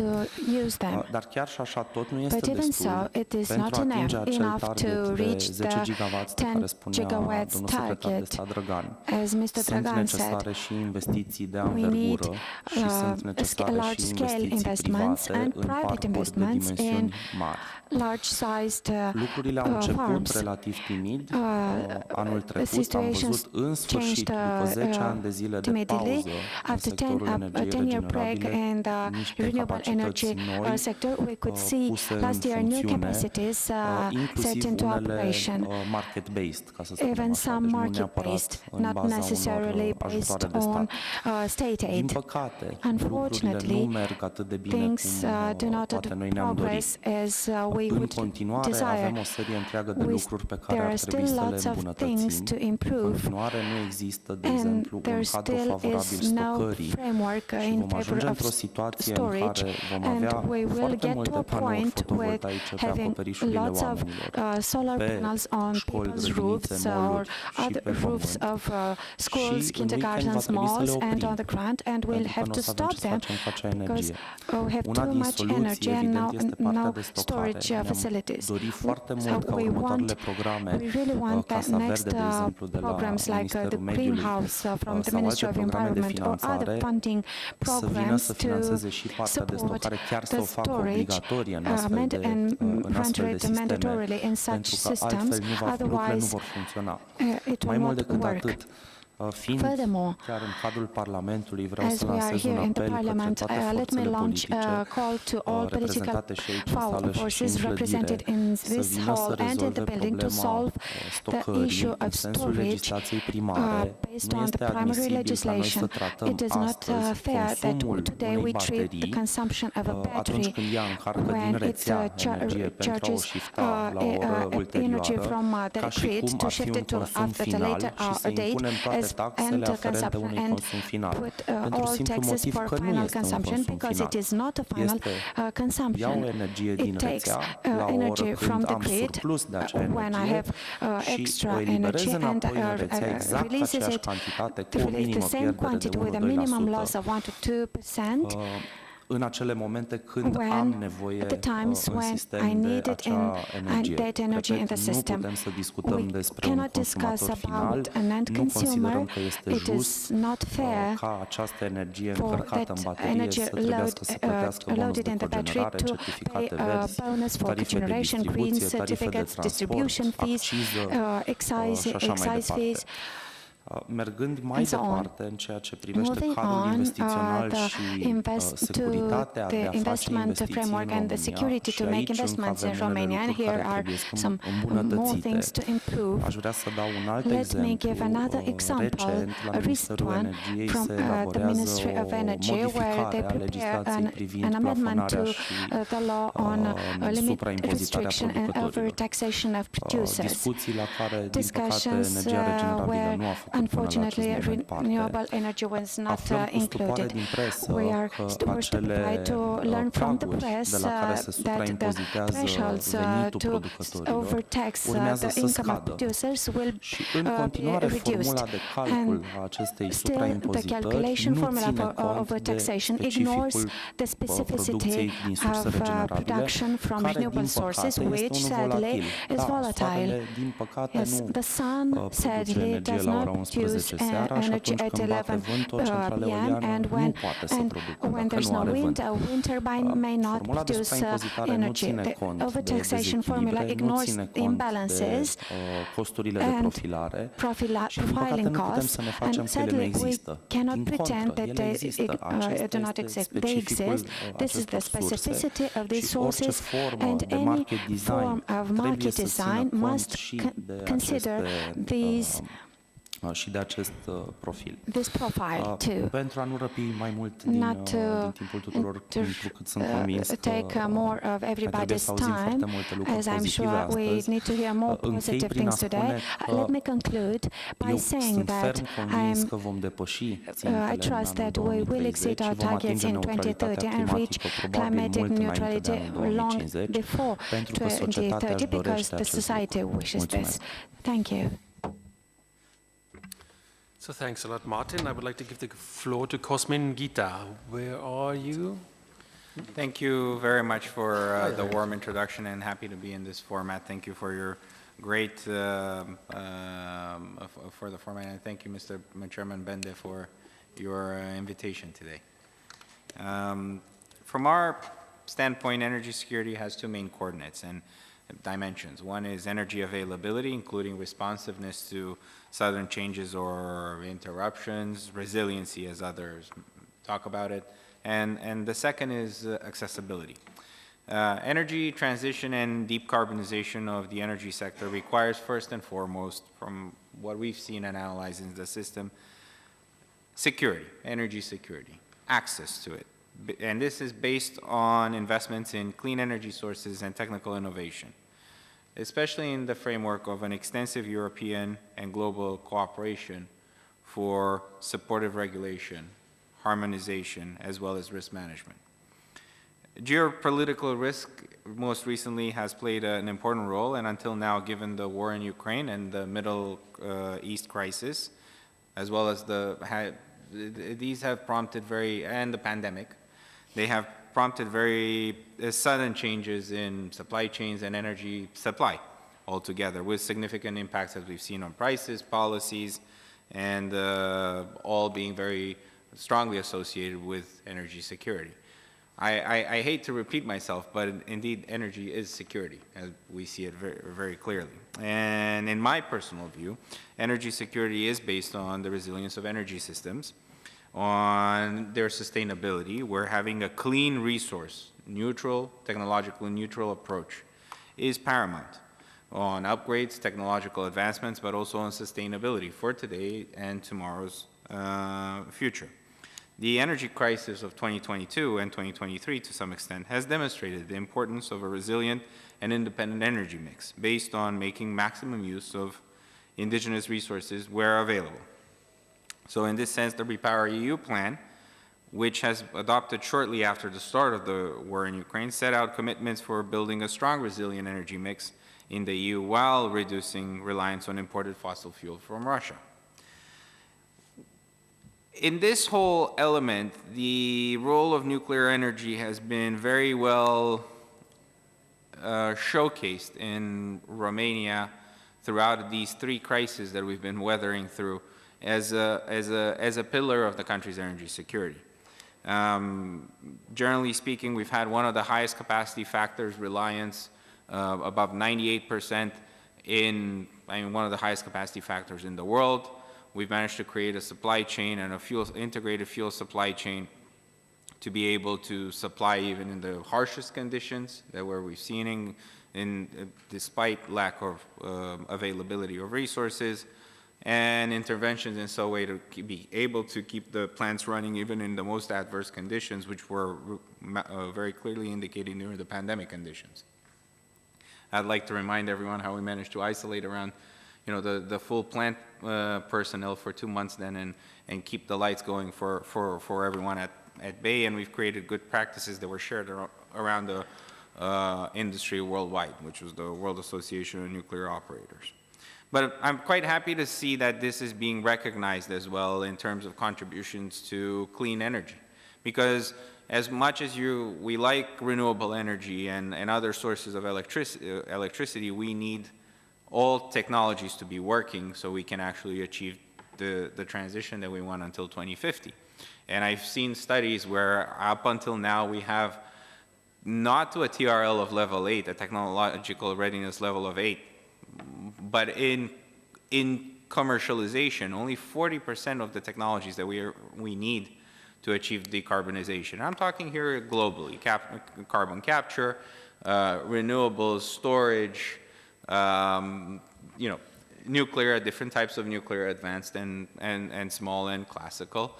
So in that sense, I was quite happy. I think we need more baseload power to be able to support this, also from the vision of creating alternative fuels, future emissions, hydrogen, synthetic fuels for marine and airline transportation. So all of this, as well as data, right? We all have more phones. We all need to have more ACs in our, we use more data for our digital processes. So obviously, we'll need more power. And I'm very happy to see that nuclear power is making a strong comeback. Worldwide, as we've seen at COP27, but at COP28, where there was a large declaration of commitment of leaders worldwide for committing to tripling nuclear power, and also to increase, as we've seen also in the EU with recent statements. I was very happy to read this morning the new EIB's president's statement around the need for promoting nuclear in Europe. Hopefully that will come in with resolutions around new financing mechanisms to support the deployment of these projects. Because at the end of the day, if we are to look at availability and term, nuclear is competitive. Yes, indeed, you know, when you have an acquisition price or capex price, maybe there's other forms of electricity, but when you're looking at total cost of ownership, a source of electricity that will produce for 60 to 100 years at an availability factor that is 6 times that of what we're currently, unfortunately, we're not as endowed with solar as in other places, but it's 6 times higher, our availability factor, if not 7. When you compare apples and apples, it actually makes sense, and you see how having a solid baseload electricity form will allow others to come in and help support the wider needs. So actually, what we're seeing as a solution is actually to support the other sources of electricity, and that's what we're currently doing in replacing a thermal power plant at Doicești with a small modular reactor, 80 megawatts of solar, and a small hydrogen plant to support a green steel facility moving nearby. We're actually showing that we are transitioning not necessarily from nuclear, just a pure nuclear producer, but actually in a complex energy system that is there to support the needs of large industrials and the communities. In addition to stability and security, thus far, our projects will create in Romania, which is, I will repeat, the refurbishment of Unit 1, which is coming to life, it's nearing life extension towards the end of 2020, in 2026, at the end of 2026. Building 2 CANDU units and an SMR, we see that this is going to create approximately 20,000 jobs directly and indirectly, help avoid 20 million tons of CO2, extra 20 million tons of CO2 on top of the 10 million tons of CO2 in the economy, and increase our contribution to the energy system to around 36%. We have taken into account an increase of 2% year on year on demand, because that's what that's what the IEA is indicating for worldwide as a metric. I do think that maybe Romania, with the current movement of supply chains that we're seeing around the world, can potentially have a higher demand for electricity. But right now we're focusing on the decarbonization plans that are targeted for 2032. In a nutshell, we do think that the maintenance and development of a nuclear cycle, together with its fuel, waste management, waste reprocessing, is very important. And together also with the support of its human resources capabilities, engineering capabilities, and research capabilities. It is an ecosystem, and that is available, I would say, for all energy systems, and they all need to be kept supported and really focused on, because they represent a solution to our problems. Even if we're looking at working with foreign partners, there is a strong localization component, and we will not be able to achieve our goals, regardless of what country we are, where we are, without having a solid local supply base. Romania has been able to maintain that in the nuclear fuel sector for the past 30 years to good ability, decent ability. I think that's how I would label it. And it's important that it's given worldwide credence and also encouragement to future generation to pursue a good career in this sense, because at the end of the day, it's humans that contribute to security and to energy. Technology is one piece, fabrication is one piece, but at the end of the day, the highest capacity factor in the world is achieved on a CANDU unit that is not operated, is not one of the 40 CANDU units in Canada or in other places, but it's in Romania. And it's due to the good people that have been working on it thus far. I've rest my case. I stand ready for any questions. If they are, sorry for running a bit late, but I'm passionate about the subject. Thank you. So thanks a lot, Mr. Gita. And we turn our heads now a bit more into infrastructure and what it means for the energy transition. And I would like to invite now Christina Bruna. She's Vice President of the committee and also a long-standing member of EUFORES. We have seen each other a lot. So Christina, the floor is yours. Thank you so much, Jan. It's a pleasure to be here. Welcome to the Romanian Parliament. I'm really happy to sit here with you at this table. We have very relevant stakeholders from the industry, as you saw, also representatives of the prosumers, public authorities. And I'm really happy that the theme of the workshop today is economic prosperity. So the energy transition has as a goal basically the economic prosperity, and for those who fear the energy transition, I think this statement that it will lead to economic prosperity is very, very important. I will switch now to Romanian.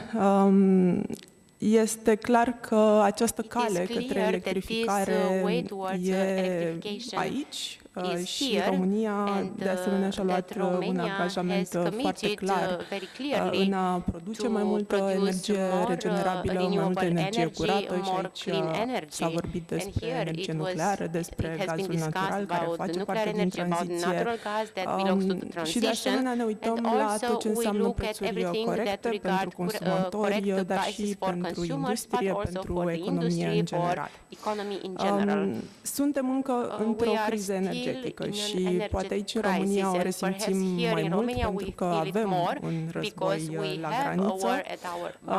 Practic această criză energetică a fost o criză a producției și este în continuare. Au fost foarte multe proiecte care s-au conturat, ați auzit de acest boom al consumatorilor, sunt și investiții mari pe care din zona privată le vedem venind, se mișcă un pic mai greu din diverse motive, însă foarte rapid ne-am dat seama că investițiile în transport și distribuție au devenit necesare și poate chiar fac parte din acel blocaj pe care îl vedem în conturarea mai multor proiecte pe zona de regenerabile.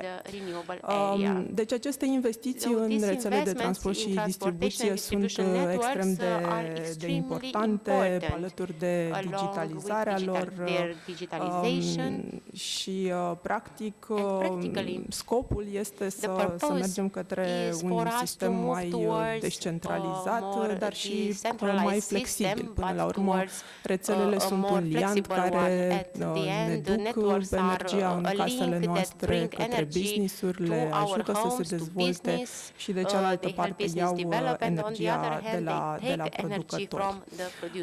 Revin la această temă foarte dragă mie, cea a prosumatorilor. Da, a fost un mediu propice în România pentru dezvoltarea prosumatorilor. Nu mai repet și eu cifrele. Și pot să spun că au fost principalul investitor în producția de energie în ultimii ani. E clar că există o oportunitate acolo, trebuie susținută în continuare. De cealaltă parte, e clar că avem nevoie și de proiecte mari, regenerabile, fie că vorbim de solar, de vânt, onshore și offshore.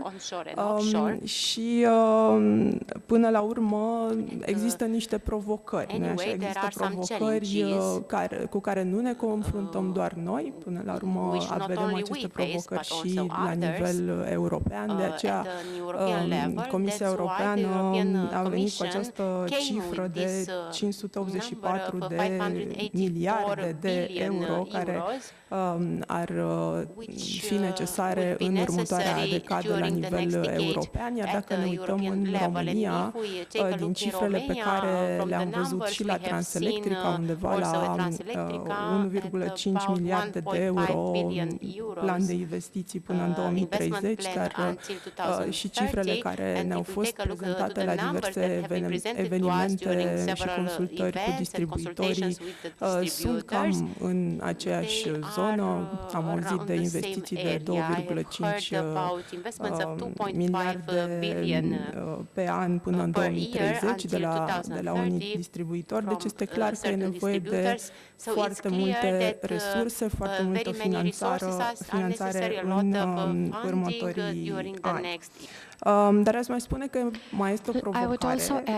Cum ne asigurăm că aceste investiții au sens până la urmă și că nu se suprainvestește în aceste rețele. Și aici, evident, ANRE are un rol pe care trebuie să-l joace. Știu că există mai multe mecanisme la care lucrează tocmai pentru a curăța un pic piața, pentru a exista o delimitare între proiectele serioase și proiectele mai puțin serioase. Dar e clar că e nevoie de această colaborare între piață și ANRE, astfel încât să nu mai avem acele investiții doar pe hârtie, să nu mai avem ATR-uri de zeci de mii de megawatts care doar apar în spațiu public, dar să începem să avem și noi niște investiții mari, serioase, care să poată să ne ajute și să atingem prosperitatea economică, dar și acea tranziție energetică. O altă chestiune la care vreau să mă refer este finanțarea. Vorbim de miliarde și întrebarea este de unde va veni această finanțare. E clar că parte din aceste investiții în rețele se vor regăsi în facturi. Și întrebarea este până la ce nivel putem merge și cât de accesibile vor fi facturile pe viitor pentru consumatori. Există finanțări europene, am auzit niște cifre și de la Ministerul Energiei mai devreme. E clar că orice oportunitate de finanțare europeană avem pe zona aceasta, fie că vorbim de transport, de distribuție, trebuie valorificată și chiar mă bucur că o bună parte din fondurile europene s-au dus către distribuție și către transport. And transportation. Mai departe, evident, investițiile în rețele sunt importante, dar cred că nu putem să vorbim de investiții în rețele fără să vorbim și despre stocare. And ignore the storage. I'm glad that Mr. Moise a vorbit despre lucrurile acesta mai devreme. E clar că putem facilita echilibrarea rețelei prin intermediul bateriilor de stocare, chiar batteries, avem un we proiect de actually lege have pe a bill circuit care on the a ajuns chiar la circuit plenul Camerei that even Deputaților, reached sper să the fie adoptat plenum cât de of the Chamber of curând, Deputies, and hopefully it will be pentru a adopted excepta soon, aceste and baterii de la plata to unor exempt tarife these de batteries from rețea the atunci payment când of ele network trag fees when energie they din rețea. draw energy from the network.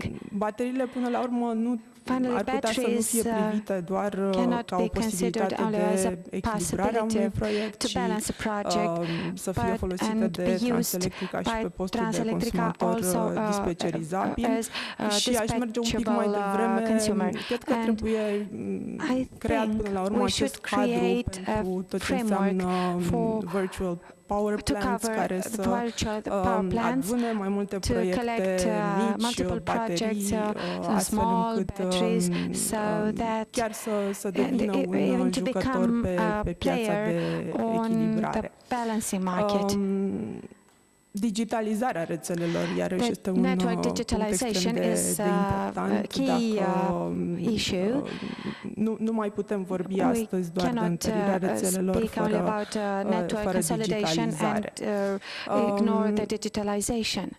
De asemenea, Also, s-a mai adus în discuție mai devreme și această the previous speakers chestiune referred to lanțurilor the de chains aprovizionare. of supply. Avem nevoie să We need construim o to build industrie la nivel local, la a nivel local industry, european. a Nu ne European mai industry. We permitem can no să longer afford fim to dependenți be doar dependent de China, only de exemplu, from sau să China, înlocuim o dependență or cu substitute alta. dependency S-a with another. menționat aici acest Net They Zero also referred Industry to the Act. Net Zero E Industry clar Act. că trebuie ca It is obvious that lanțurile valorice să fie dezvoltate value chains la must be nivelul Uniunii developed Europene. at Cred că the level România of the poate să European joace Union, and un believe rol Romania extrem de can important, să very să fim key parte role din and aceste be part lanțuri of de these aprovizionare supply chains.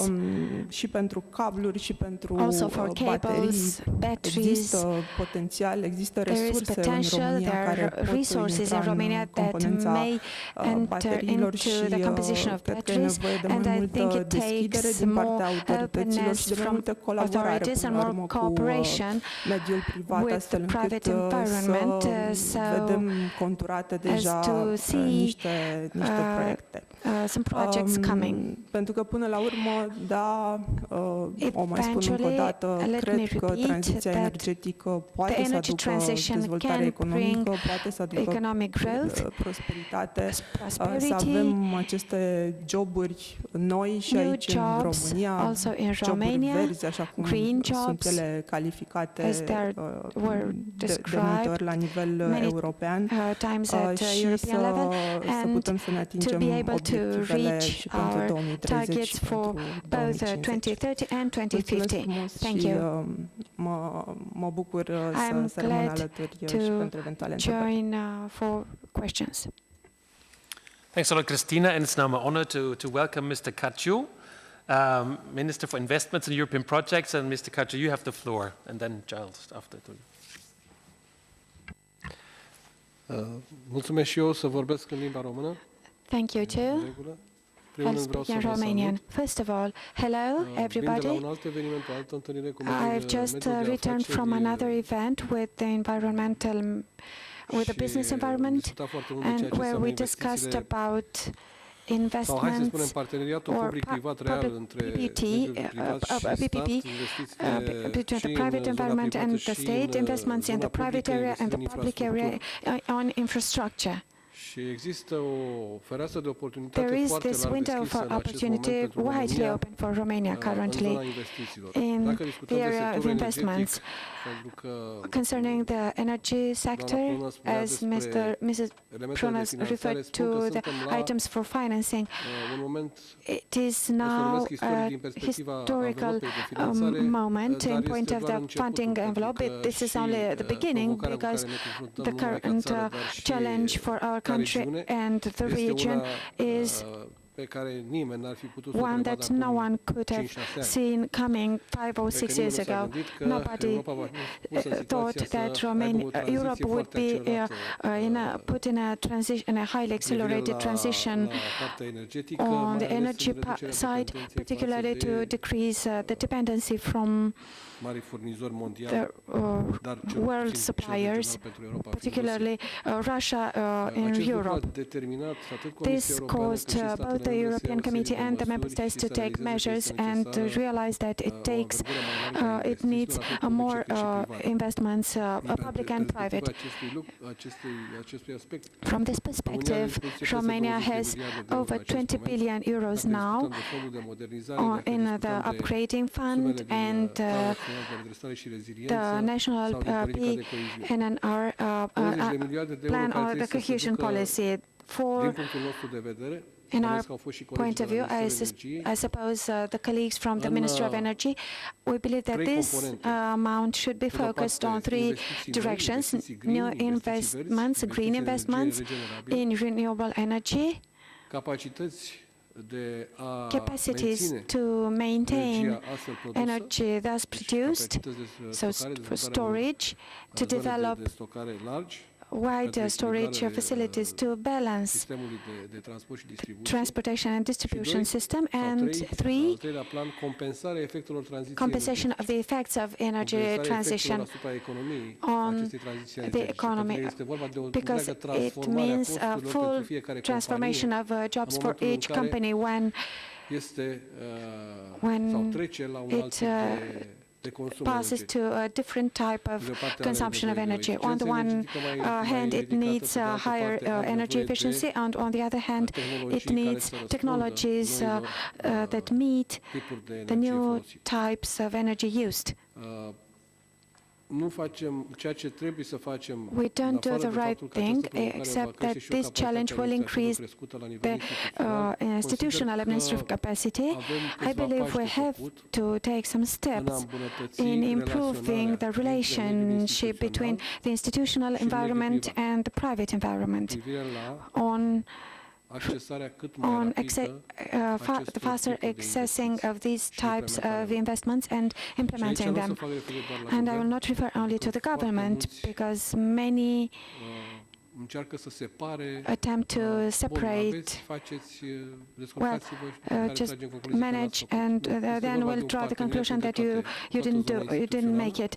It takes a partnership between the institutions, Parliament, government, the regulatory authorities, and the private environment, investment environment. We have to examine the regulations and find flexible ones for the investments to leave a clean market behind, because we need to reach another target that we have faced with at the beginning of this energy transition. Romania is a country where energy was structured as an oligopoly, state-owned or private.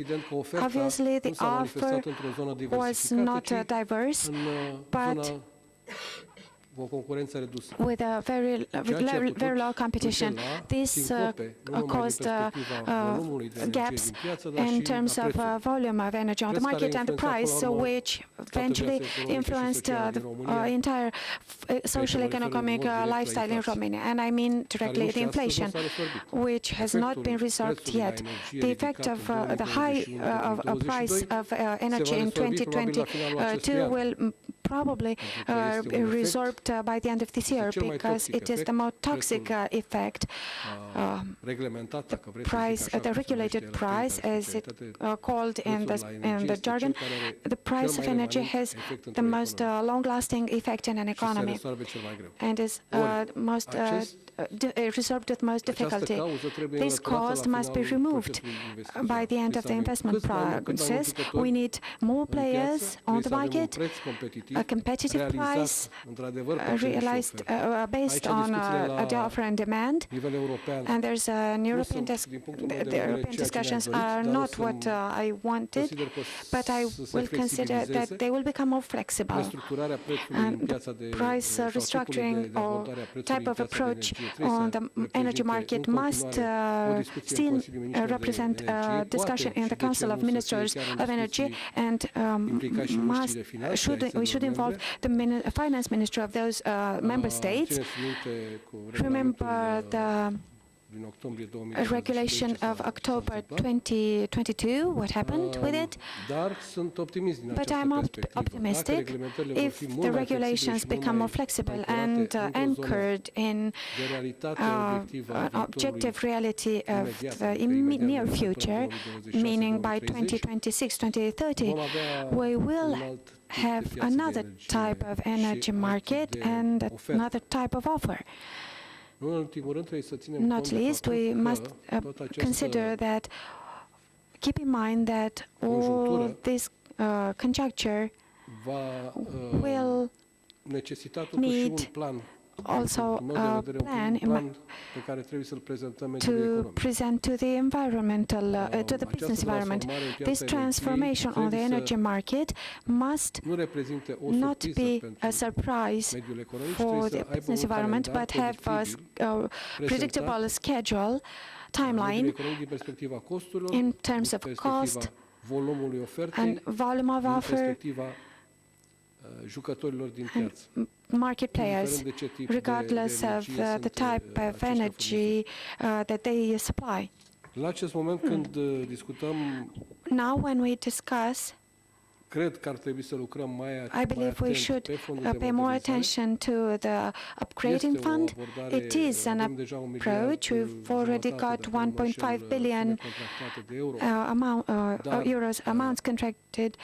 But funding based on the base system has, we should find a swap solution for funding, as the funding based on the regulation will take us to a delay of the cash flow necessary for investments. And here we will either find formulas of agreement with the European Committee or find internal national solutions with the recovery from the availability budget. But obviously the project cannot be only once a year. It is too much. There are too much investments to be done, and I think we should hurry up the opening, the institutional opening towards this type of investments, because the market situations change. If a project is submitted in October 2024 and it started in March 2024, considering the quite complicated situation in the region, the economic situation of those companies vary between the moment of the submission of an intention for investment and the moment of acceptance of the investment, and moreover the moment of the implementation of the investment. And the speed will be the one that will make the difference during the next period, not only in Romania but in our entire region, in becoming truly resilient. And why not, as suppliers of energetic security, we should consolidate our position of supplier of energetic security in the region. There is money, there are projects, we need a lot of wisdom and collaboration between the institutions and opening and discussions with the private environment, which should come, and together we should find the most feasible solutions. I want to greet you, and I'm available if necessary with some answers. This is not quite my field of reference. I'm just a funder. I just deal with obtaining money. Thanks a lot, Minister Kaciu, thanks a lot. And I hand the floor quickly to Giles Dixon, CEO of Wind Europe. And Giles, your perspective on the situation in Romania and beyond. Thank you, Jan. Senator Bende, Minister, honourable members of Parliament, bună dimineața, or bună ziua, perhaps it's that time of day now. Wind energy is back in Romania. Well done. You built 72 megawatts last year. You've got hundreds of megawatts of new wind farms now under development for the first time in many years. This is excellent. And in June this year, you plan to start your first ever CFD auctions. Fantastic. Well done also to the European Bank for Reconstruction and Development for all of the great work you have done with the Romanian government to help design the upcoming CFD auctions. Wind is back in Europe too. We built a record amount of new wind farms last year.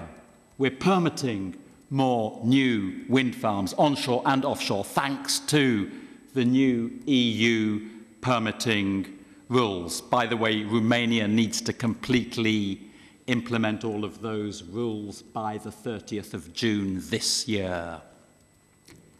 We're investing more in new wind farms, over twice as much last year than we did in 2022, thanks to inflation having stabilized, governments indexing the revenues of wind farms, and greater stability generally in electricity markets.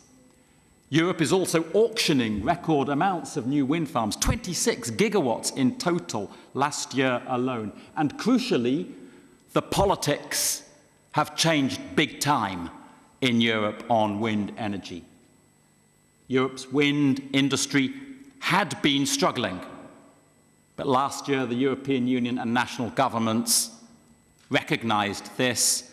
They adopted the wind power package with 15 concrete actions that are to be taken immediately to strengthen Europe's wind industry, and Romania and 25 other national governments endorsed that package by signing the European Wind Charter in December in Brussels, and the government signing that charter all committed to take the actions that fall to them under the wind power package, which means improving the auction design, giving full indexation, raising the bar on what sort of wind turbines can be built in Europe through tighter pre-qualification criteria, giving direct support to the development of the supply chain. And underpinning the wind power package and the charter and all these new commitments is a very clear principle.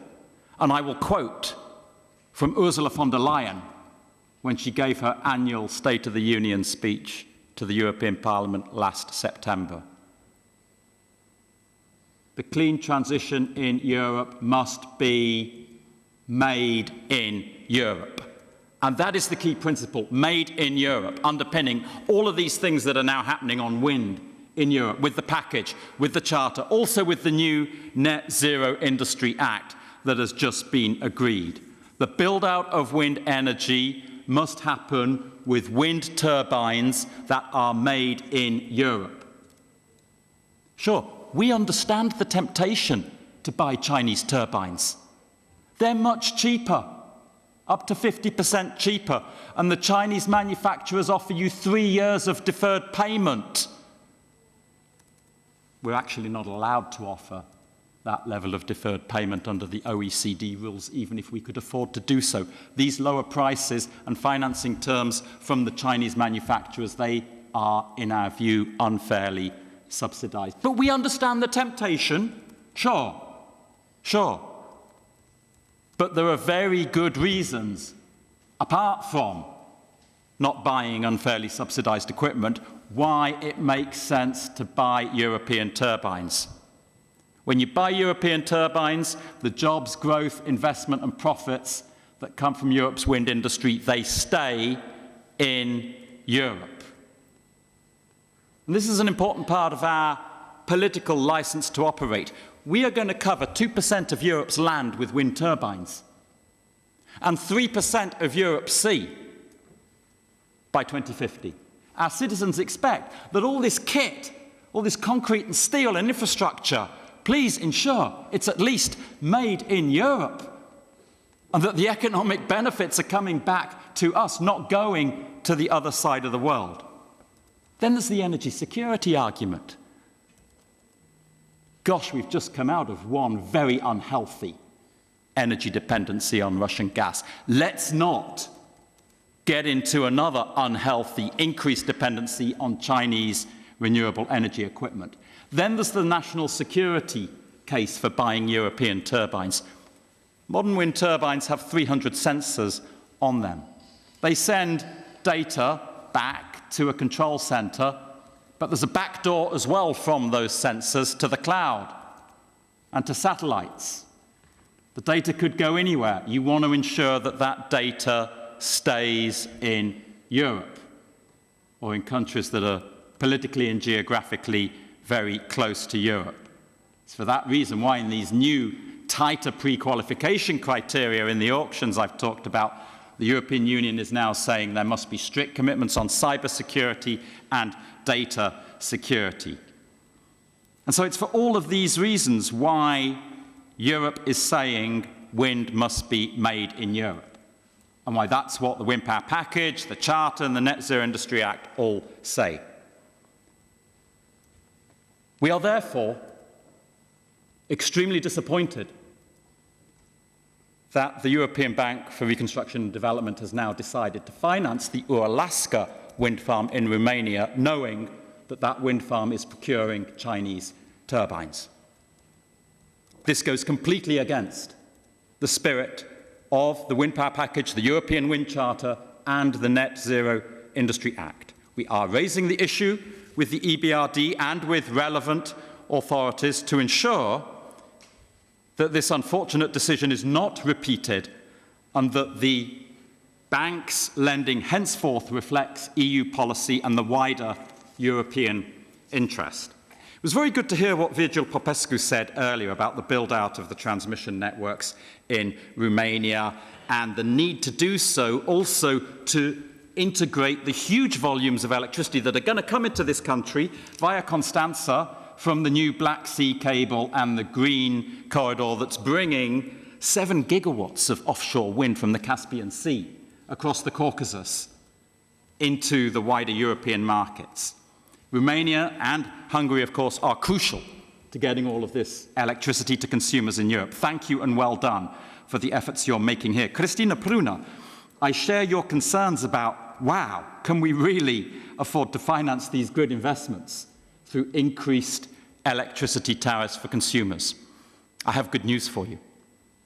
The European Commission are now very clear that the old model whereby all grid investments were financed only through the grid tariffs that consumers pay, they're very clear that model is unsustainable. There have to be other forms of funding and finance for new grid investments now. And there are lots of discussions going on, including with the European Investment Bank, to try and make sure that happens. One final observation. Lots of good things happening in this country, as I said at the start. So good to see, both on the build-out of wind energy, the build-out of grids. Please, please, just one final observation. Please don't mess it up through any further unhelpful interventions in electricity markets. When you build a wind farm, they need to have a perspective of stable revenues, and this applies equally to the old existing wind farms that were built on the back of promises from the authorities about what their revenues would be, and it applies to new wind farms as well. Thank you very much. Thanks a lot, Giles, for this update and honest opinion. And I'm very happy now to hand over to Dumitru Ioan from the Romanian Energy Regulatory Authority. Where is he? Thank you very much for your invitation. Sorry. I'm glad to be here with you in this event. With your permission, I will discuss about promotion, renewable promotion. And with your permission, I will switch on the Romanian language. Thank you. As I was mentioning, this is an opportunity for the authority to attend this event. Sunt coordonatorul I am the coordinator Serviciului Promovare of Surse Regenerabile the din cadrul Renewable ANRE. Sources Promotion from the O mare parte agency din subiecte și din cele pe care ANRA. vreau A să le part of the topics împărtășesc that I au wanted to fost share with you deja have been supuse already atenției dumneavoastră în discussed, cadrul presented acestui eveniment, in însă, this event, cu permisiunea but dumneavoastră, voi if you allow reveni me, și voi I încerca will să insist return and I will insist pe on niște teme de interes. some topics of interest. Of course, sursele regenerabile în cadrul renewable ANRE sources in the ANRA regard both the promotion of electricity supported through the scheme of promotion through green certificates, and also we envisage to ensure the traceability of electricity from renewable sources by means of the origin guarantees, securities. As an immediate perspective, for sure we will provide the transposition of the primary legislation regarding the promotion of renewable sources supported through the scheme of state aid by means of CAD. Not for last, for today's event, I proposed myself to insist on a very important topic, namely prosumers. As you well know, in case of Romania,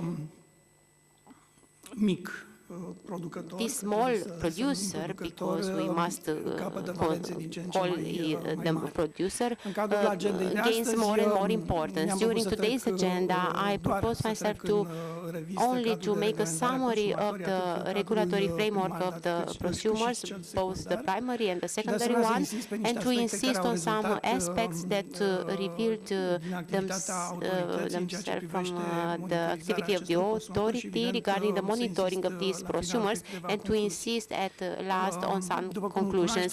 As you well know, only a brief summary of the primary legislation starting 2018 with law number 2084, continuing with 185. It was created the primary framework for the promotion of prosumers. Each of these stages that have mentioned have pluses and minuses. We are well acquainted with these aspects. Practically, the authority had the task to transpose these primary provisions into secondary provisions, practically to establish the regulatory framework for prosumers. I wouldn't insist further on, if possible, during the next slide, in the Government Emergency Ordinance 103 came with the new valences for prosumers. Practically, we talk about prosumers who benefit from some advantages, and I refer here mainly to the ones under 400 kilowatts consumption. As you well know, there are two mechanisms imposed by the effective legislation: the prosumers that have an installed capacity of up to 200 kilowatts and who benefit from quantitative compensation, but also about prosumers with an installed capacity between 200 and 400 kilowatts who benefit from financial compensation. These items basically led to aspects that needed the attention of the authority. I showed on this slide the regulations on the marketing of energy from renewable sources and connection to public grids and aspects relating to monitoring. On the next slide you can see that, as you all know, the prosumer has some valences as a producer but also as a consumer. Some aspects formed quite a challenge for the authority to be able to determine the well-known regulatory framework, and at the same time It required a number of successive iterations in both primary and secondary legislation. Next, I stressed the fact that the prosumer envisages a number of requirements to accomplish both for the connection to the power grid, but on its conduct within the power energy market, if they want to sell freely on that market or benefit from the two mechanisms previously mentioned. In the next slide, the certification of the capacity as prosumer was imposed by the distribution operator holding the network and who will set out the rules for connection and operation of the prosumer in its relationship with the network. Next, I simplified the mechanism whereby the prosumer becomes able to produce and benefit from the counter value of the energy, electricity that it produces. Basically, here I will insist on the fact that the authority wishes, throughout its activity up to this point, attempted to simplify a lot this trajectory that a prosumer should have to in order to gain this status. Things can be perfected, and currently we are still preoccupied to find the best modalities relating to creating a shorter route with immediate finality on connection to the grid of the prosumers, but at the same time to identify in due course the barriers that they encounter en route. Next, I listed the two mechanisms previously mentioned, the mechanism for quantitative and financial compensation mechanisms and the alternative of free trading on the energy market, as it appears on the last item in this slide. I will not focus on this topic. You must know that people still signal us multiple aspects that restrict the activity that of the prosumers. There are many, they are facing many situations that the authority must consider and remove as things can be changed based on the secondary laws.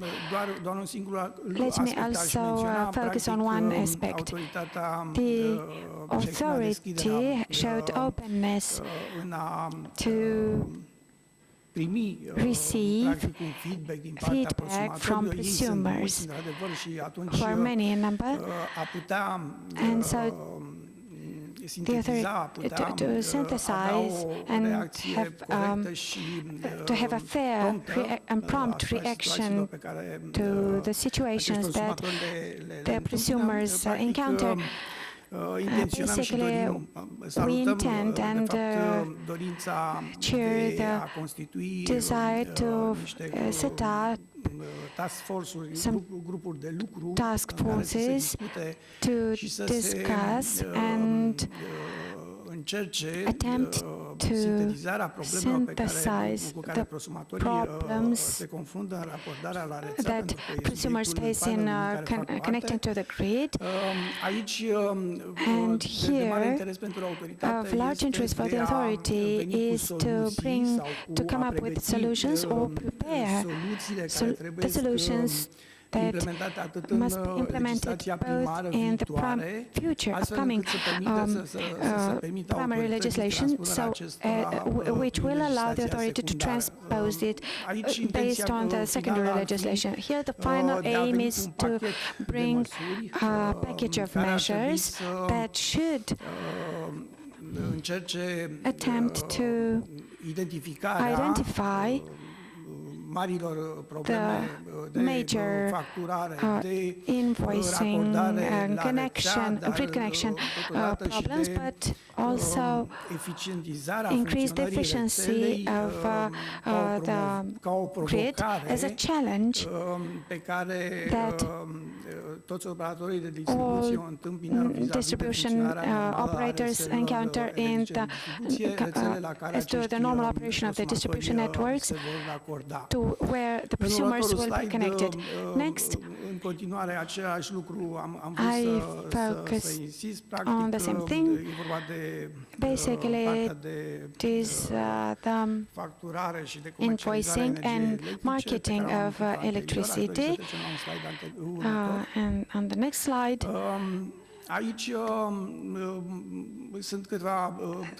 there are some features of quantitative compensation that I believe most of you are familiar with, and I will not focus on this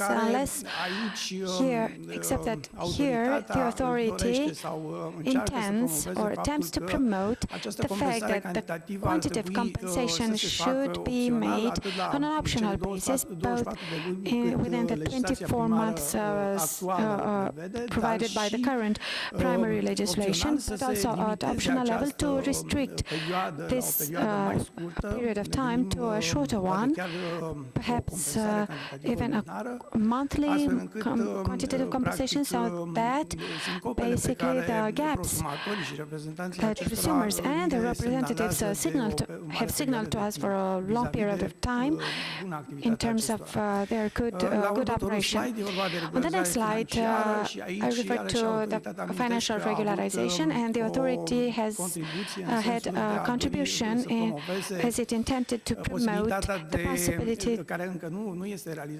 still not achieved in the primary legislation, the possibility of option between financial or quantitative regularization.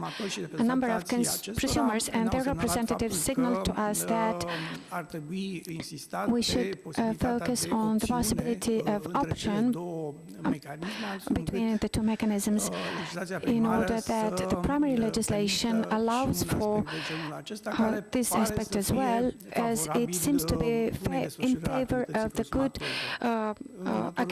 operation of the activity of prosumers.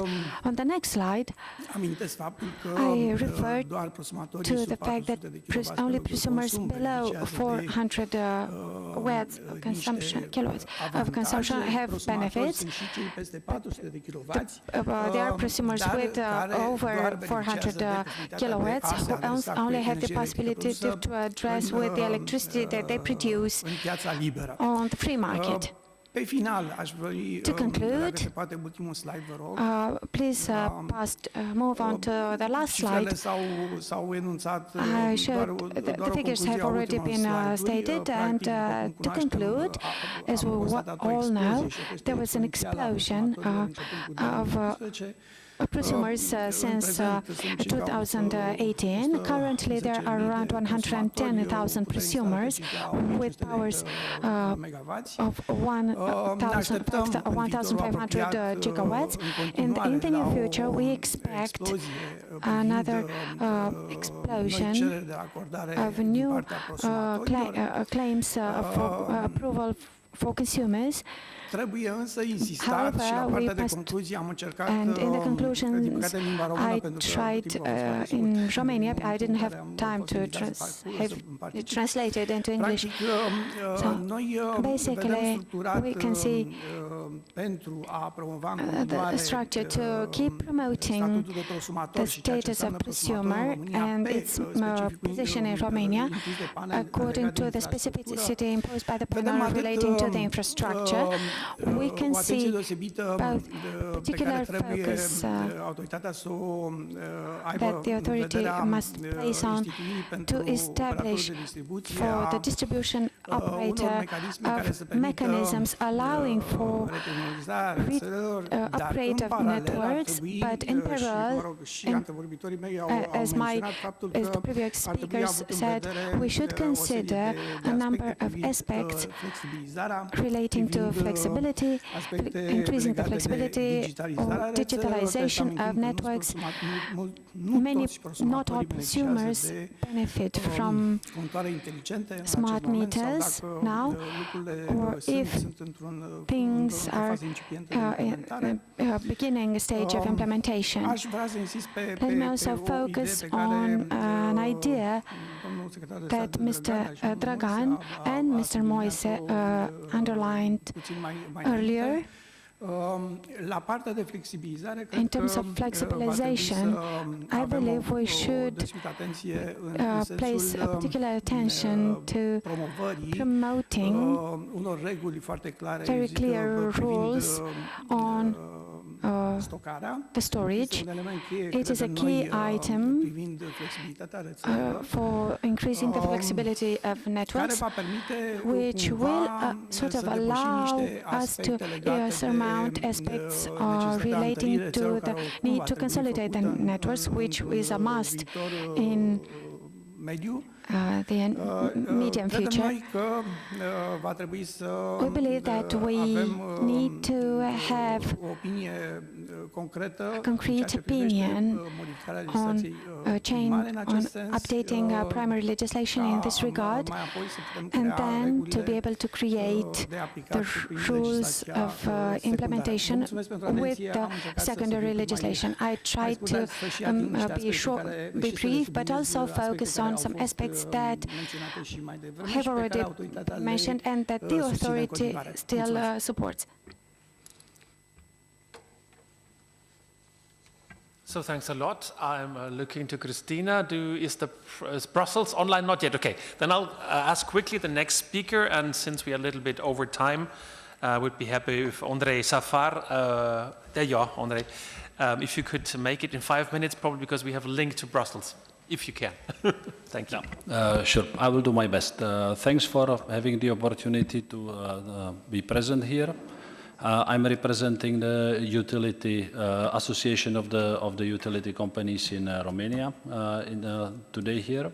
So I would like to be talking about the energy transition from the perspective of the utility companies and how it is linking and supporting the energy transition. Because energy transition is something which all the society is involved. It's not a topic of energy sector only. It's not a topic of the grids.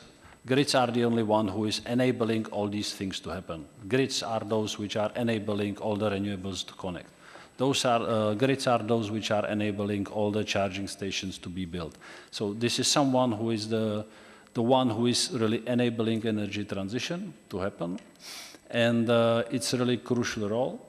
And, but what is important for us, and that's to really put the question to ourselves how the energy sector will look like in 2050.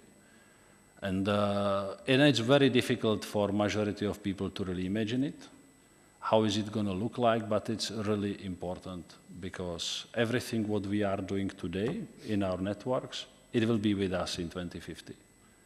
So all the costs which we are now doing, these costs will be part of the costs of energy transition. If we are doing today something which is not future-proof, those are going to be the inefficient costs. Those are money which we are spending, and they are not really necessary. So that's why it's very important to really imagine it. it's very important to take some strategic decision. It's very important to take some strategic bet on various technologies, which in this moment, they might not have necessarily the economic sense without any support. But 20 years ago, when we decided to invest in renewables, those renewables were not economical either without the supporting scheme. And we are now 20 years down the road in the environment where the renewables are very competitive to any other sources, and we are building our future. And I'm sure there are many of the technologies which will have that future if they are supported in the right direction and they are part of that, future. What is very important as well is the utilities are regulated activity. So everything what we do is a part of society costs, whether this is coming and those costs are reimbursed to the end users through the tariffs or they are coming through the taxes where all the funds are. So whether it is some indirect financing through the European funds, all this money are the cost of the society. So that's why we really need to make sure that we are doing the right things, and we are doing the right things having long-term perspective, not only short-term perspective. We in Romania, we made the estimation what we need to do with the networks, and we see that we need to spend as additional investments in next 10 years in the value of 10 to 15 billion euro in the networks. It is in the situation where we are now investing around €500 million a year. So we need to double to triple the value of the investments as of now for the next 10 years to be able to meet the targets which Romania committed to by 2030, which is a huge amount of money. It is a huge challenge to do it, and this is taken into account that we are really spending money in the efficient way. Where the money will go and where the money needs to go, this money needs to go to shorten the distances of low voltage networks. We need to spend a lot of money in investing in the automated equipment in the network. We need to increase the capacity of the medium voltage, high voltage, to be able to really move around the energy which is going to be produced. So, because our networks were built for having the big power plants staying somewhere, and at the end of the network we had the consumer. So the energy flow was relatively stable, it was very predictable, and the network was optimized for it. We need to change it, because the future is different, so the network needs to change, and it really needs big investments. And those investments are getting to the several challenges. One of them is affordability. So that's something which we really need to tackle, how to make it affordable, how to make it efficient, and make as well on the legislation side to make the right incentives. So for the customers to be prosumers, to the member of this future energy mix, to do the right things, to do the correct things, not to make the incentives to develop the things in the wrong direction. And the other challenge what we have is the ability of the industry to implement those investments. In Romania, the industry was built for the investment of €500 million in the network every year. We have a period of 10 years where there was very limited investments in renewables. We have ahead of us tripling the investments in the network. In the same time, we have a significant increase of the investments in the renewables. Someone needs to do it. We need to have the companies which are able to make those investments, and we are doing it in the environment where all Europe is having the same challenge. So it's not something where we can just import people from other countries, because all the other countries are dealing with the same challenge. So what I see as really important for us in this moment is to face that challenge in the positive way, not to just keep postponing it every year because there is an energetic crisis, there are elections, there is something. we need to really face it. We need to really look on the big picture, and we really need to start to work on it step by step, having in mind this long-term target, not only 1 year, 2 years ahead of us. Thank you.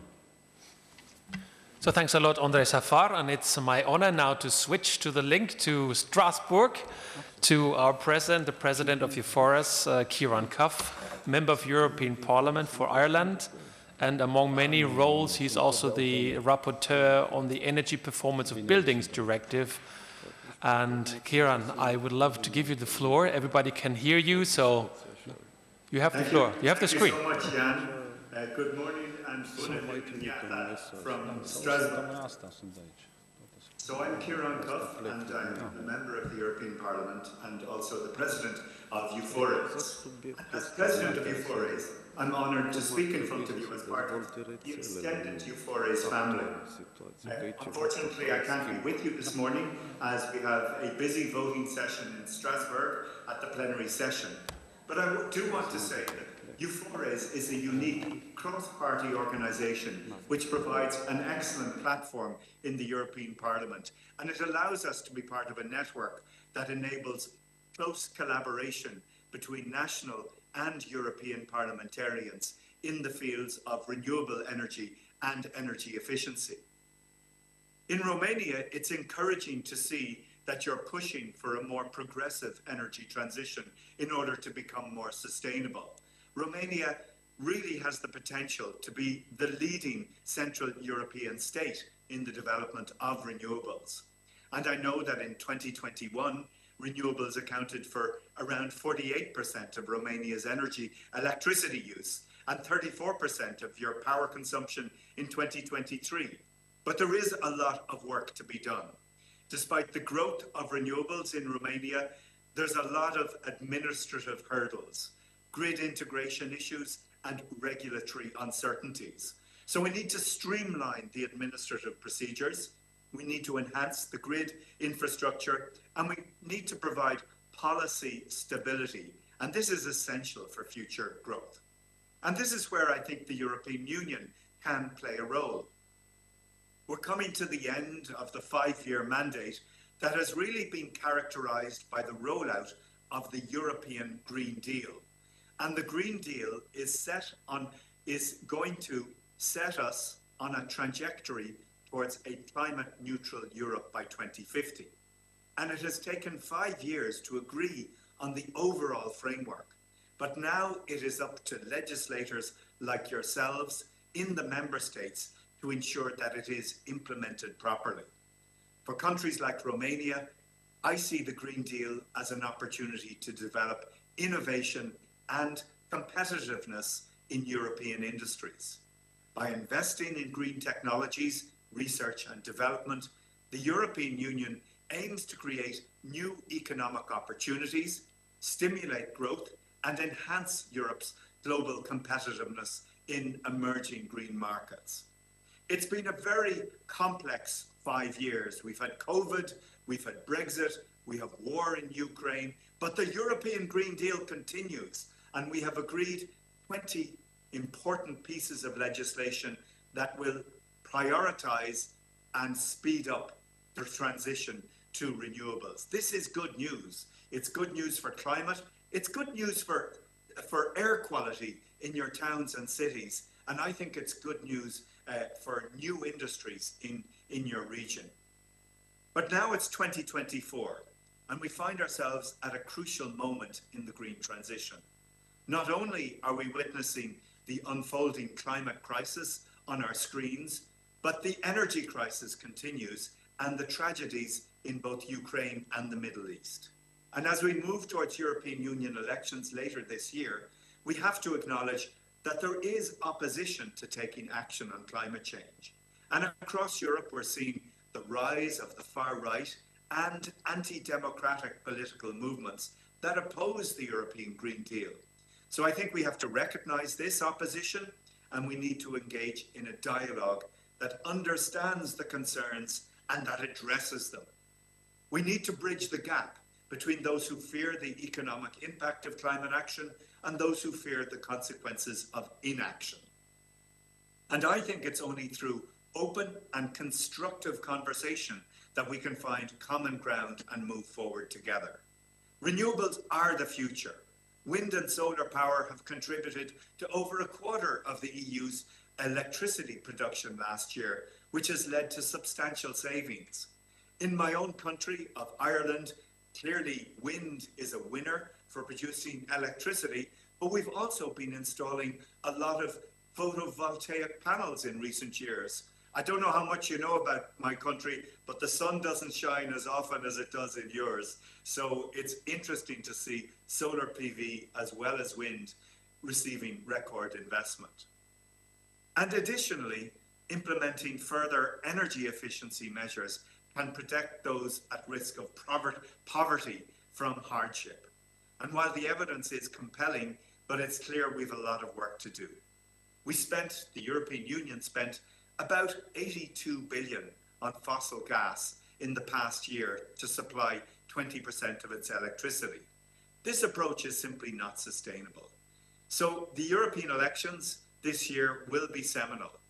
Before the 2019 elections, the thought of having an initiative like the European Green Deal seemed unlikely. 4 years later, we have managed to make it into law. So I would encourage all of us to support progressive parties in the 2024 European elections who will champion renewable energy and sustainability. By electing leaders who share our vision, we can accelerate our journey towards a cleaner, more sustainable future.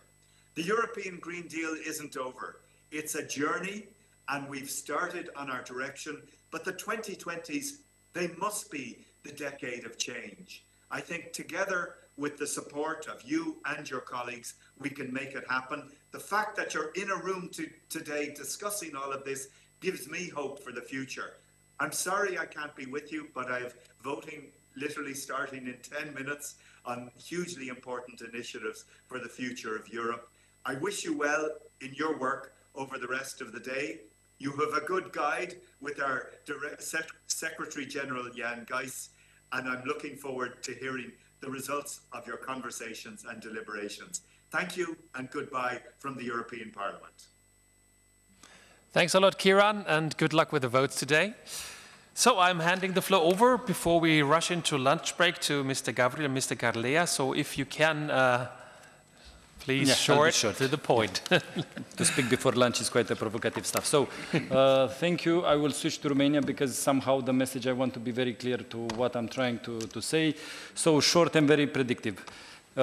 Bun, înainte de toate, pare că înțelegem că avem aceeași viziune, un viitor alcătuit din nuclear și cu regenerabile, indiferent de procentul și de alocare între hidro, vânt și solar, plus, bineînțeles, elementul de stocare și de echilibrarea rețelei de care avem nevoie. Știm ce trebuie să facem pentru a ajunge la acest viitor și anume investit în noi capacități de producție, investit în rețele care să le acomodeze.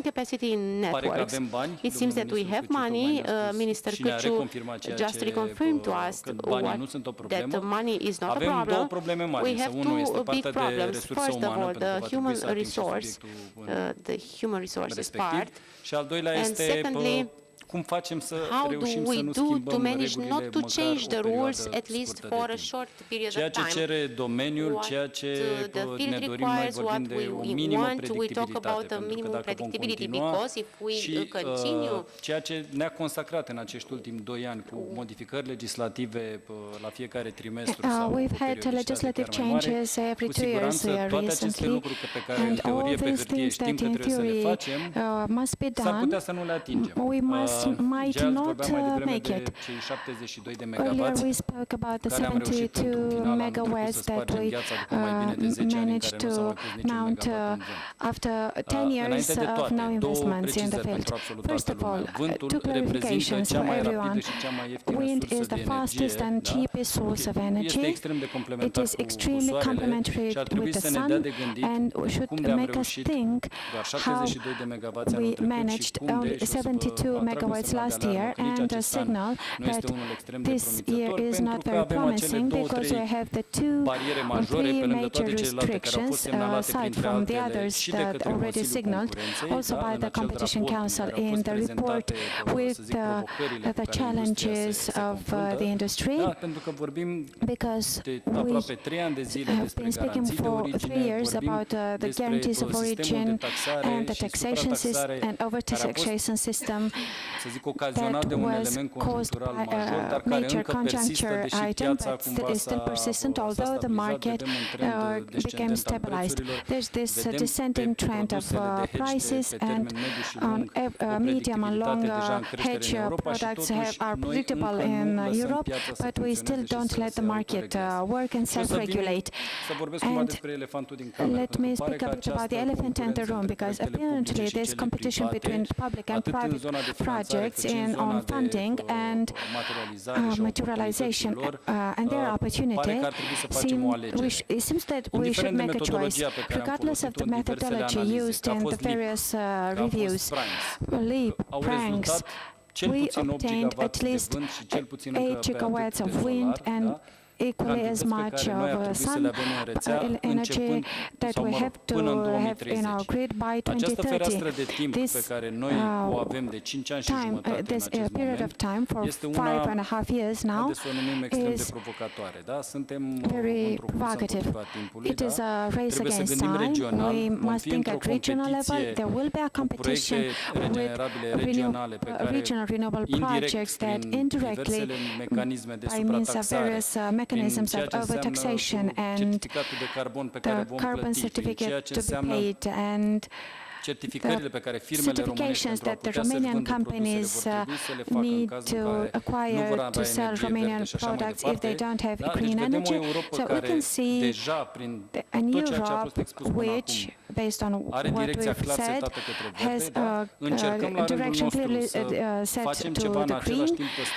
We try to do the same and keep the balance, but we need to change a bit the paradigm and the mentality and take some bolder moves, as if the first wave brought us 3 gigawatts of wind and 1.5 gigawatts of sun energy. Hopefully the second wave is not only about the prosumers and a few strategic projects, because the private sector needs 2 or 3 signals, and slowly all the projects that have been traded or are waiting for a signal, whether by CFD on the price or by legislative changes, to stop and make these investments real. Hopefully these new debates about GL27 and the new connection rules currently under discussion at NERA will consider all the signals sent by the industry, because, I repeat, to have those gigawatts, this time window will slowly close. I only appreciate this debate. Thank you for the opportunity. We are ready. We want to take this decisive step. We only need to access for a few items need to be still agreed by everybody. Thank you. So thanks a lot, Liviu. The floor is to Filip Carlia from the Romanian Academy. Thank you, sir. I am very short to discuss about my preparation. With the technical, regia tehnică, dacă ne poate auzi.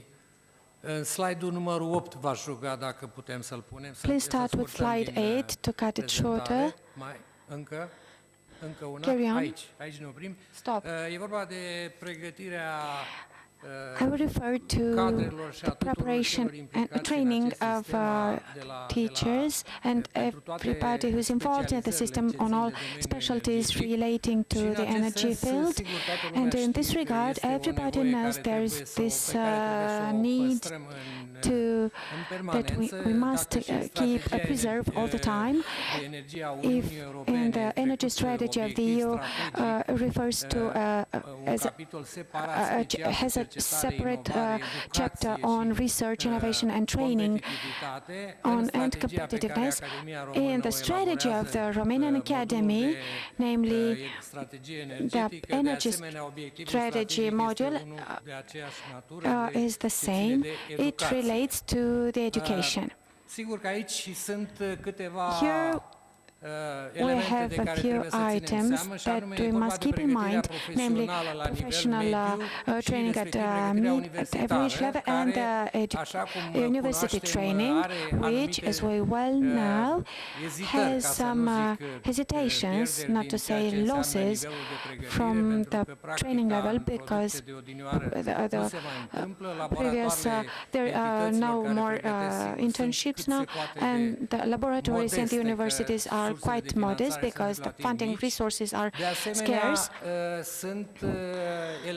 There are items pertaining to the specialized education, like reconversion, and let me give you a concrete example. For example, the workforce in Valea Jiului, workers to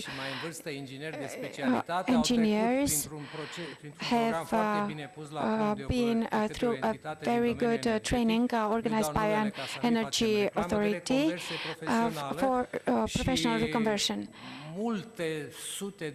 And many hundreds of former miners, including young and less young engineers, are now working on one of the largest wind farms in Banat area.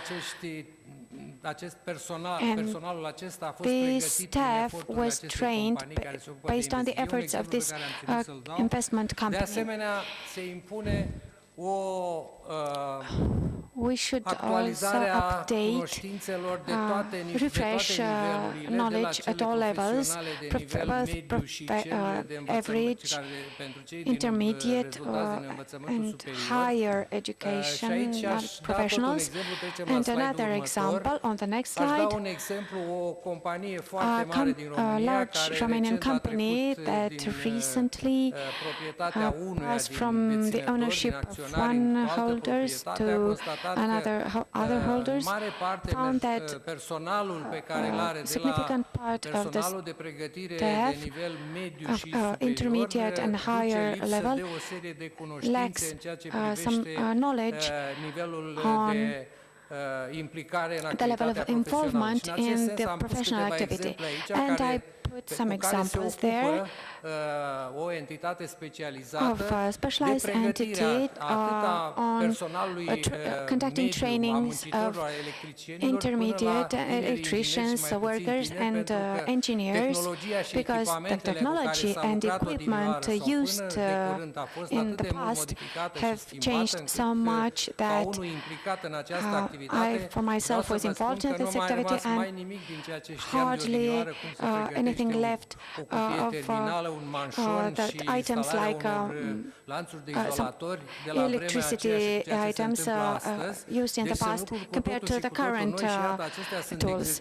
These are examples of activities that are real, and this job training will take place with all the staff of this company, which is not small, but it recently changed stakeholders, and they have updated and making efforts to refresh the training. Here you can see other levels of trainings for other such operations that take place in an energy system in low and medium pressure with highly performing conductors and other such. All this effort to train the staff in the energy field are not neglectable and should not be ignored. With the hope that we could assimilate them in the preparation of the master's degree for technical and economic universities, it takes involvement and of these systems, which are real. There are such concerns mă rog, pe niște relații, hai să spunem, personale, based on accesul personal în unități de relations, with specialitate, access în to centrale specialized termice sau units like hidroelectrice, ca power să dau or mai știu, power piața de plants, energie, de exemplu, și altele asemenea, water processing plants, and the prohibition of the entities in our field, like Romanian companies, whether distribution, supply companies or companies building power producing energies are current, and I could find on my own that they are taken most seriously. It is not quite easy for these people who need to refresh their knowledge systematically, because these technologies are new and very new, very performing, and which require solid effort and continuous effort. That was my message. Thank you. So thanks a lot, and I'm very happy that we have Minister Bujuja now with us, and I give you the floor straight away, Minister. Great that you made it. Thank you so much. It's so good to see you. Welcome. It's a wonderful honor to be here. And with your permission, I'll continue in my mother language. Îmi pare bine și vă mulțumesc mult, domnule președinte, I'm glad and thank you, President, for the invitation. I congratulate with you for your initiative. I will be very short. I think as immediate priorities this year, we have both projects in the field of on the strategic legislative level, and also very actual investment projects, and both pertain to the green transition, which must not be only green, but I believe must be also fair. On this strategic level of public policies, we work on a strategy, national strategies. We are in a stage, in a draft stage, but we propose an ambitious schedule so that by the end of the spring to have this strategy adopted by a government decision. Of course, that the President, parliamentaries, and not only the public sectors will be involved in the completion of the draft of the text. Then we have the integrated plan for climate changes, which includes also the commitments of Romania in the green transition process, apart from the long-term strategy. And for that one, we have term the end of June to submit it to the Commission. With the two, we work in parallel with the two strategic documents, and I believe in the schedule. On legislative law level, I will mention the offshore law, which I believe that today is at the plenum in the Senate. If it hasn't been already adopted, then it comes from the Chamber of Deputies, and we rely on our colleagues, deputies, that they will accelerate it so that such law be possible to arrive for the promulgation. It's an emergency procedure, and I hope that it will be soon adopted so that in 2031-32 to have the first wind plants in the Black Sea. Then at the level of projects, where we wanted very much to accelerate during my mandate, and I believe that to a big extent we managed to do this. Regarding the National Plan of Resilience, we have a few important benchmarks. The production of hydrogen, 100 million euro, the first scheme of state aid for the support of the production of hydrogen for European funds from the National Plan of Resilience, closed call in 4 signed contracts. We are under auditing procedure. We have the call for the cogeneration plants, CHPs, which means actually to modernize the big systems of thermification from Constanța, Craiova, Arad, Râmnicu Vâlcea, the most important one being the one in Craiova, 300 megawatts currently on coal. It will be switched on gas. Then we have the investment investments from the National Plan of Resilience, which meant 400 and something million euros. We expected to be able to fund investments of 900 kilowatts, but we signed contracts for about 2,000 kilowatts. This means that with the non-reimbursable funding stimulates the market a lot in Romania, so that the market comes and exceeds the power assumed in the National Plan of Resilience. Then we have the Fund for Modernization. About 6 billion euros are available. They are constantly supplied, and we managed to launch the first important calls. We launched a call for public institutions, public beneficiaries, for €500 million for the support of consumption. It has been launched since December 6. We have already signed some contracts on the rule first in, first served. We have also a big amount for private beneficiary, which means production, about 15 million euros, and the difference for self-consumption. These are two calls that will be launched at the beginning of March. Also, it's very important the scheme of contracts for difference, CFT. It shall be rendered operational during the next months. We have the agreement, the principle of the European Commission, because it's a state aid scheme and it involves each competition. We have submitted the application to the Fund for Modernization. About 3 billion euros should be the funding for the Modernization Fund, and this year we will organize a tender, and next year another one. In hold 5,000 megawatts, 3,000 from sun, 2,000 from wind. I think it's a good chance for us to have a correct competition in this process, to have a strike price as low as possible, because it will be fixed for 15 years, and this should be a signal for the entire market of investment in the Romanian and not only field, to show that Romania has a predictable scheme by means of which for 15 years you are able to know the fixed operational cost and to know on what do you rely. But there are also many other aspects I want to,